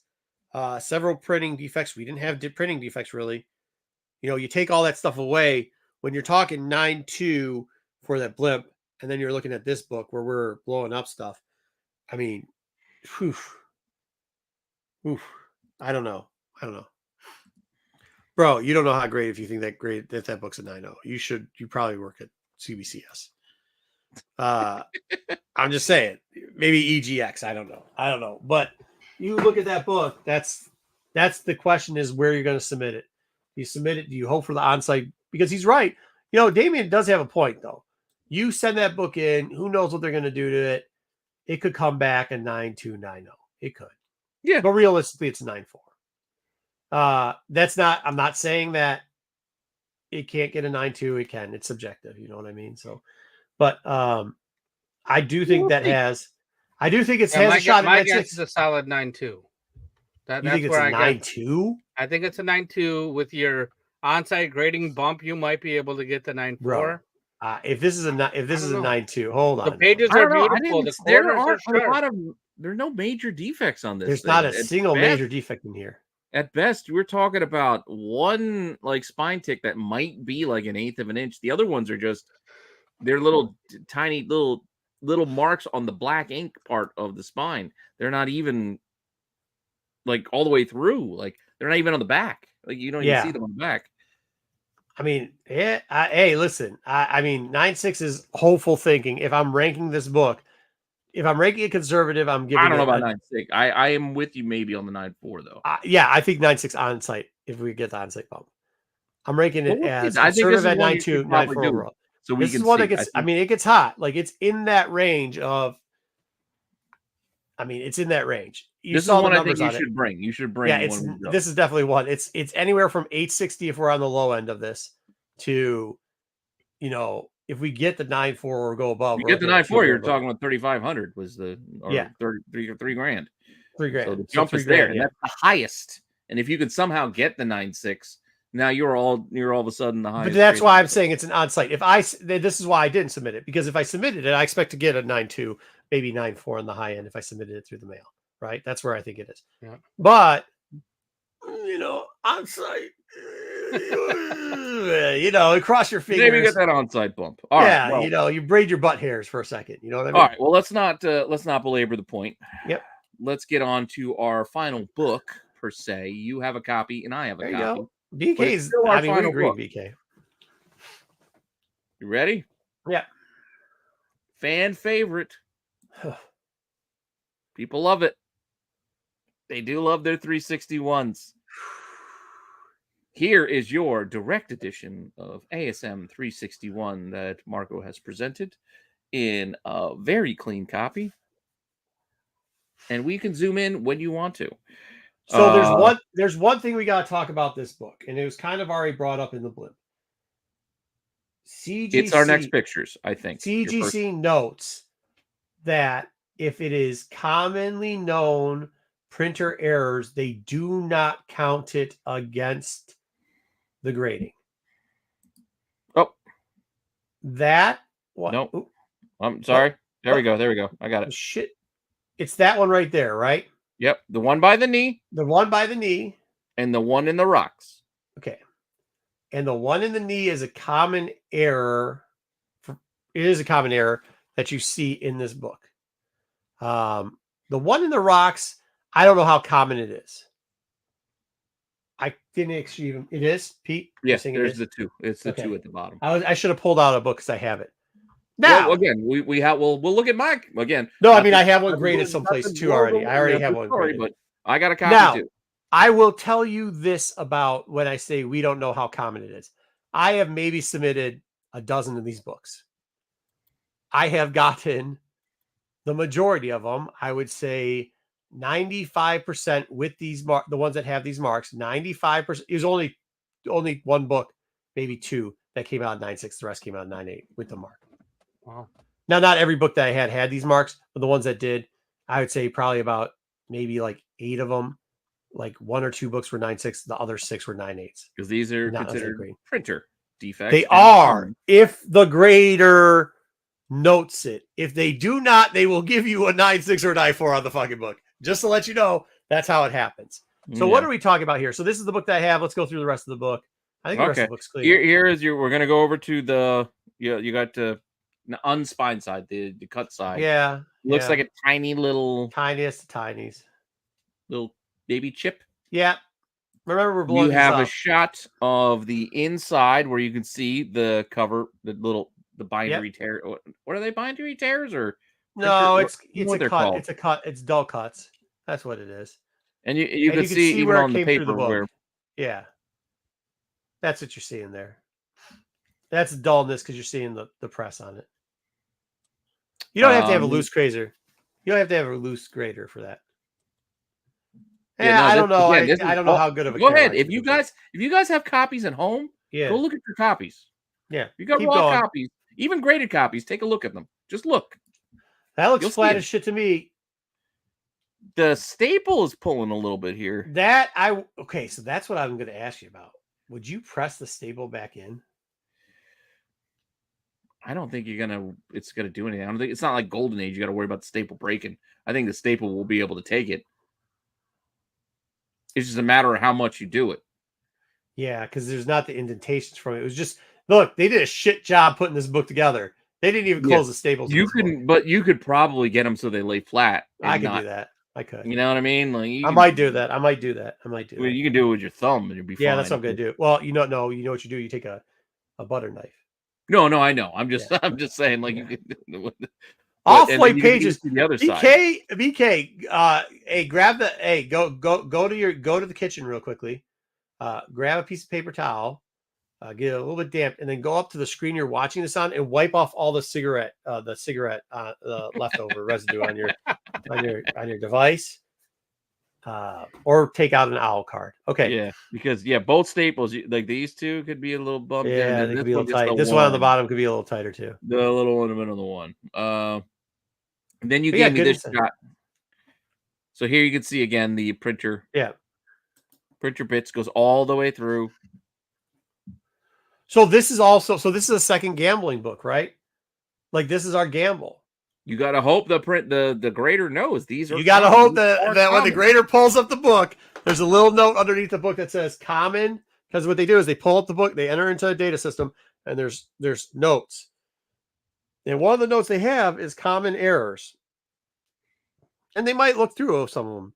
But he might just read common errors and see that there's one mark. He might not read the second one that says also a common error, a 2-point common error. Yeah. His grading doesn't even work. All right. And then we have the we go to the back again. What is this? What is what? 8.4. What the hell's an 8.4? PGX. What are you making PGX up numbers grading. now? PGX grading. Yeah, that's where that's one way you can see it's an error because it goes all the way through the entire book. You know what I mean? This is not like somebody like cut the no. This was done at the printer. Yeah, you can see it there. A little bit here on the new You can see it better there because it's red and it's pretty paying back. Outside zoomed up. And then your final your final request was you wanted these two because you showed that it goes all the way through. Yeah. The knee. Yeah. Through the back here. Exact same height, exact same size. You know what I mean? I probably should have evened out the color of the picture, but that's it. You salty dog. All right, Pete. So let's hear what you got. Well, so here what it is. That's a not if just so you know, if they get the marking, it's a 9.8. If they don't, I'm fucked. If they don't, I'm fucked, and I probably get a 9.0. Like they'll give you a fucking 9.0 for that shit. Okay, so, well, tell me what we have then on my book, which is the same book. Okay. Except, we're gonna have everybody loving it because this is a newsie. I got a newsie. Oh, it's a newsstand version. All right, but you're gonna see some familiar things on this book. We go to the top. Yeah, I mean, for the most part, there's no real ticks down the side. I could probably press out a little bit of the. You got that right. This corner is a little dingy. Might be a little dulled. I don't know. Dingy. Yeah, it's a little dingy. It doesn't look bad on the actual then it might be that. Just might be the. It just might be the way I took the picture. Yeah. Because it's fine on this one. Okay. But when we get down to the bottom of this book, we will see some of those familiar markings there on the knee and in the rocks. Oh my gosh. What a coincidence here. So again, you can see the spine's pretty good. Yeah, you got the little taper moves, but that's not much. Yeah. Right at the bottom staple, and you got the right corner. Yeah, I think the right corner is bleeding. I think it's the way you took the picture. I think it's a tight corner. I think you just. Yeah, it is. I think it is just the picture. But again, to show you, got some shit in the rocks. What we're looking at here, there's Marco's book on the left, and there's my book. Same thing right there at the knee. Somebody's got a better camera. Yeah.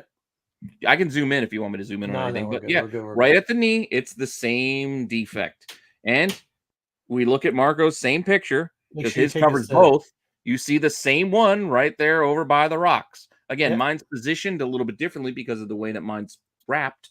But because you're wrapped it's weird. Still basically in the same spot. And there you can see what my corner looks weird. It's just the way the pages are. Yeah.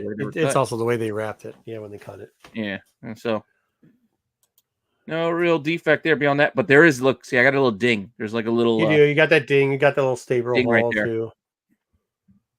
But outside of that, this copy's pretty good. I mean, there's a couple of little spots there, probably near the spine. They're not breaking. Yeah, that's not breaking. This little kind of right near it's not. It's a little push. Yeah. Yeah, but the marking like that. Well, see, this is where I worry that they're going to ding you, is because they know that that's a defect, so they're just going to look for reasons to. They know that the first two are defects, and I know so they're going to look for everything else. They're humans. They're human, so they're going to start to look for something else. You know what I mean? That's why I think it worries you in this book. Fair enough. But if you get the guy that's just like, hey, I gotta go, I'm about to go on my cigarette break. Yeah. He's gonna see the defect. He's gonna be like, this is of course this is why I submitted the book. And if we look on the back, hey, look, there's the same there it is. Remember right there in the red, it's the same mark that Marco had on his book. It's because it's in the same spot, and mine on the back. I don't see the other one on the back. Mine didn't go all the way through. Look, there's no reserve. The whole bottom's cut on yours. Yeah, the way that it was cut, the wrap was a little off. The wrap's cut, weird. But we ain't grading cards. These aren't card grades. Shit don't have to be centered. This is how this book is. But see, that's where I worry about mine on the back, because if they don't rank it on front and back on all copies, they might not recognize the back, even though it's a miswrap on yours. And then there's little inky bits. Big Rob, who gives a shit? Yeah, but you can see my staples are pretty closed on their own. Yeah, they're gonna. I think a little worn. Look at that. It's it's almost got like a little dingy dookie stain down the center of it, and the center of the book, just from general age of this. What is that? That doesn't look like printer ink. That looks like somebody picked their nose or butt. This here, I don't know. This just looks like smudging of some kind. I don't know what the inky bit is like. Poopy cock? No, that doesn't fit there. I don't know. Poop. I'm just going off of the general. Let's see, it looked like the dirty, dingy kind of center line. Like it's just like that's tough. Grime just got in there and just kind of settled, or somebody was a smoker and it's just the smoke just kind of settled right in the center of the spine. Where BK's mom asked right in the middle of the book while she was reading it. I don't know. But there is our Cletus Cassidy first appearance. And yeah, we'll see what happens, I guess. I might bring this one. And we'll I got to repeat. If you want to gamble, I gamble on it because this is 9.6. And if you gamble with it, it doesn't matter to me. This is just my copy. It's going in my ASM run. I would like to see it. I never like sent it in before. I hope that they send your book in first, and then I come after you. That's what I hope happens. They do. I hope it's the same grade. Or all of a sudden he looks at yours and he goes 9.8. I hope he gives you a 9.8. I hope he gives you a 9.8. And then he's like, "Holy shit! All right, this guy's a 9.9.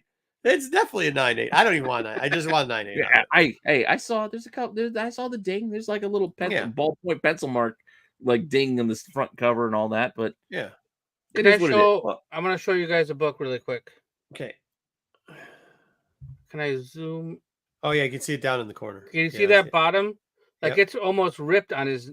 Like it's literally ripped on that. I don't know if I can zoom on it. It's a rip. Oh no, we can't with the overlay. No, we can't zoom on it. Yeah, it is. Yeah, it's like totally like cut into the book, and it's a 9.8. Yeah, and there's also in the knee, right? Yeah, right in the knee, that white spot. Like it's worse. As I'll tell you, that's the common error. But because of how it's cut, sometimes the secondary error, which you'll see on the back, you don't get it on there. That's the one that worries me on my book, because if they get it, it still puts it into the 9.8 range. But like, if they're gonna, I worry. This is what I worry about with printer error books. I feel personally, when you have a manufacturer defect on a book, what worries me is if you have the secondary one that is common knowledge. 361 is a perfect example on this. There's a binary tear on the left corner. However, if certain graders look at it, they think there's color loss, and I've heard it before, which still should qualify because it is 100%. That I look, I don't even buy 361 anymore. I don't sell 361. I give a shit about ASM. So I'm 100% telling you this as like just a normal dude that's got no skin in that game. It's my copy that goes in my run. Yeah. But 361, no, isn't that Venom? No, 301. Sorry, 301. 301. No, my bad. 301. 301 has a common manufacturer. The white cover. The white cover in the red and blue. Top left corner. There's a large amount of them that have a binary tear. The problem that I have with them, with grading companies, and it doesn't matter who it is, who grades it, is this. It should be a 9.8 even with that binary tear. And sometimes it happens. But the majority of the time, and this is, I know this because they used to, This one? What am I looking for? Top left corner. No, other one, spine side. Spine side. All right. Spine side. Get out of the bag. Spine side.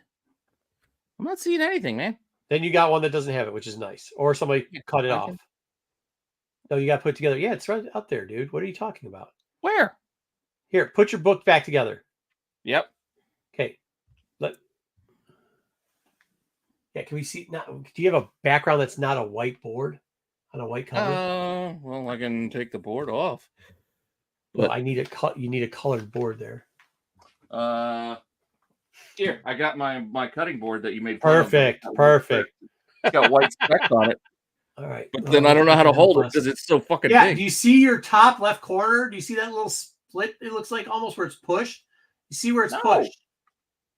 How don't you see that? I don't know what you're looking at. Holy shit. Anyways, on the majority of the 301s, people can see it. There's a little bit of a push on the top. It's like a dull cut for a binary tear. Right? I ain't seen shit. I don't know. I think I saw it twice on there. Either way, when that book gets graded and you have one, it's a known. I ain't seeing shit. You don't see that little. It looks like somebody. Yeah. Stop moving the damn thing, bro.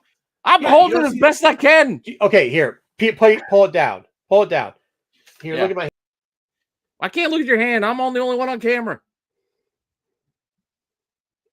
Where did you go? There I am. Okay. Do you see the little thing about, look, it looks like a fuzzy on the end of that thing. Where? On the spine edge. Yeah. See, Artrell saw it too. I don't know why me and Artrell are the only one seeing it. Yeah, it looks like somebody took the bright. So usually it's a lot more than that. but it looks like somebody Pete, either took... show us the book like this. Show us the spine like this, and like try to show us the corner. Oh, hold on. Oh, can't see what the... Yeah, you can see it right there. Pete, what the shit are you talking about? You can see it right there. Look at right the spine, top, Pete. Spine corner. Look at your spine. Yeah. Oh, it's on the... That's because the problem. It's on the fucking back. That's why. It's not on the front. It's on the back. I can see it here. Well, I can see it from the front. Well, that's why you need to look. You need to look where it's at. Now it's like looking at like the Red Bull logo upside down. Once you know it, you're going to see it all the time, right? That's why you were looking for it. I didn't know what I was looking for because sorry. All right. So it's in some cases that's a little bit larger. Okay, it's a little bit more predominant, right? But it's a well-known thing. The problem that I have is it's in the system and it's labeled both at CBCS and CBC as a manufacturing defect. And depending what they will do, then will tell you that there's color break, which. How do you get that tear without having color break? You can't. It's part of the process of getting rid of it. So my point is, when they give you a 9.8 on that book, they don't say it does. So that's where I have a problem with the inconsistency. It should be a big red note. If you see this defect, do not claim there's color break there and give this person a 9.6. And that's where I think, because they know there's a defect, they look at it and say, well, there's color break. Well, no shit. That's part of the tear. Like, that's literally part of the fucking tear. And I mean, I give a shit. That's why I stay away from that book. I stay the fuck away from it. Don't want anything to do with that shit. But I do feel bad for the people that submit it in, and you get Donkey fucking Kong who says, oh, hey, or maybe not that. I just feel buy the Toy Biz one. That's the one I like to get. I like to get the Toy Biz version out of the dollar bins. That's the 301 you want to get for. Yeah. But I just feel like that people can't lose that way. Yeah, but I feel that people that have it and they are looking at it, and legitimately that book should have a lot more 9.8s. I don't know what the census number is, but more people should have 9.8s of that book. And it's a travesty that some people have very clean and very great copies that follow the rules, follow the shit that CBCS, the shit that Overstreet Guide, and the shit that CB and CGC say they grade on, and then punish that book. It's the most common book that's punished for that way. And that's why I really do worry about our books. Did you freeze or did I freeze? I think he's frozen. Maybe he's getting glasses. Not frozen. But that's why I really worry about our books. And even with on-site grading, I worry about it because it's well-known common issues. We just saw one down there, grade at 9.8. That shit looked as good as the book I had, correct, Dub? What did we say? Same defect, looked pretty good. Yeah, it looked good. Oh, we lost Pete completely. He's mad. Guys, don't give Pete a hard time. He's just having a long day. It's BK's fault because he no longer trusts Pete's grading after this incident. ING word there, ER word. See what he did there? That's exactly what he's doing. This is a common theme. Is it like hooked on phonics or something? Oh, yeah, in grade school, like little elementary school books. They do that. Look, you see an ER, ING. It's two in a sentence. Interesting. You see what I'm saying? That's what he's doing. It's for the people that don't know. All right. Anyways, get off my high horse of ranting. But these are where those two books worry about me. Both of them should be pretty high grade. One should be a 9.8. The other should be 9.4, 9.6 on site. And I would, if I hit home runs on both of those, I'll be happy.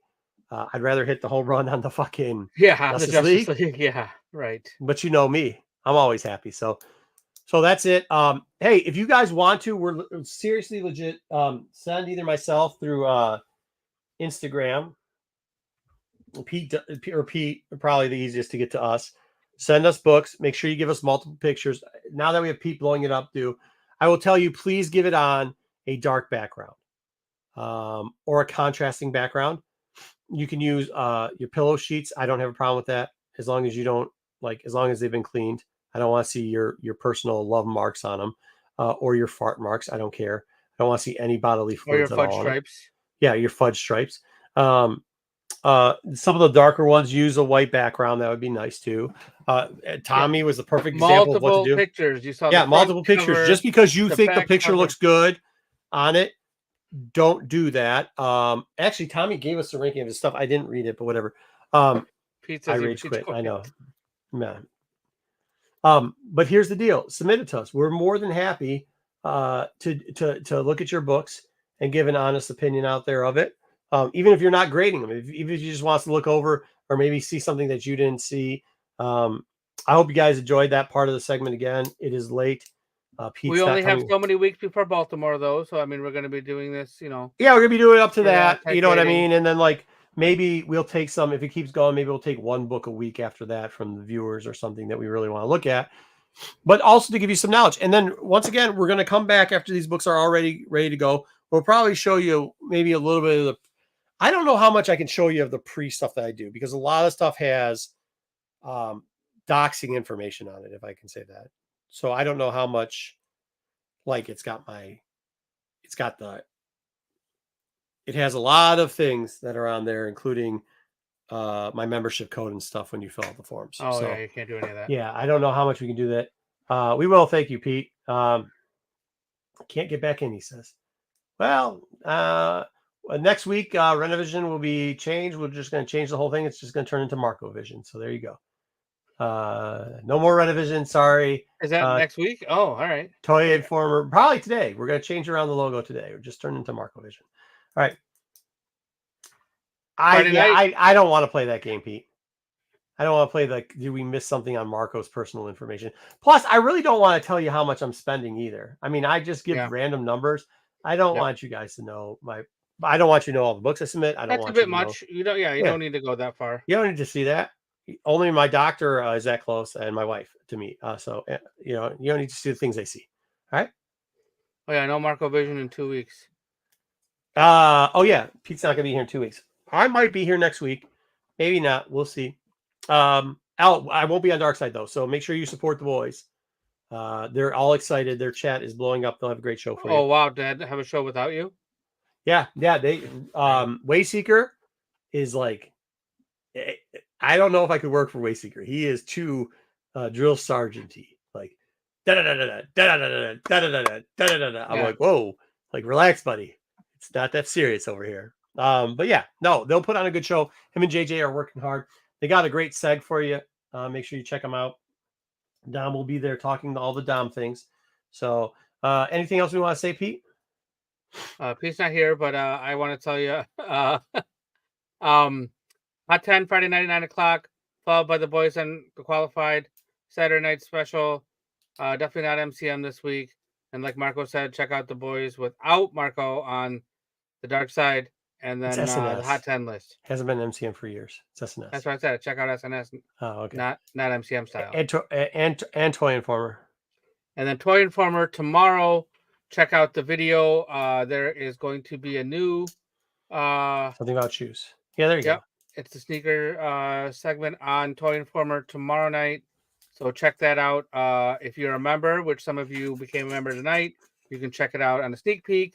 But it's dropping tomorrow evening. So make sure you check that out. And don't shout out again to was it Cosmic?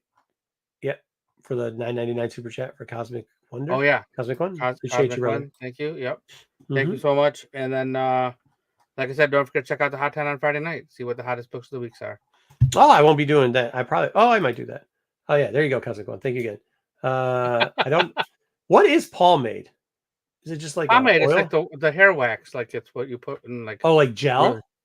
No, it's more than it's like wax. It's like way more than gel. Will that affect the natural oilness that exudes out of my chest? It will let you sculpt it. Like it will let you sculpt. Does it still let the ladies play with it? I guess I don't know. All right, their hands will get waxy. Yeah, then I'm not gonna do that. Okay, All right. Well, thank you everybody for tuning in. Maybe we'll have Pete back on this channel. We don't know yet. We'll see. I'm gonna play it.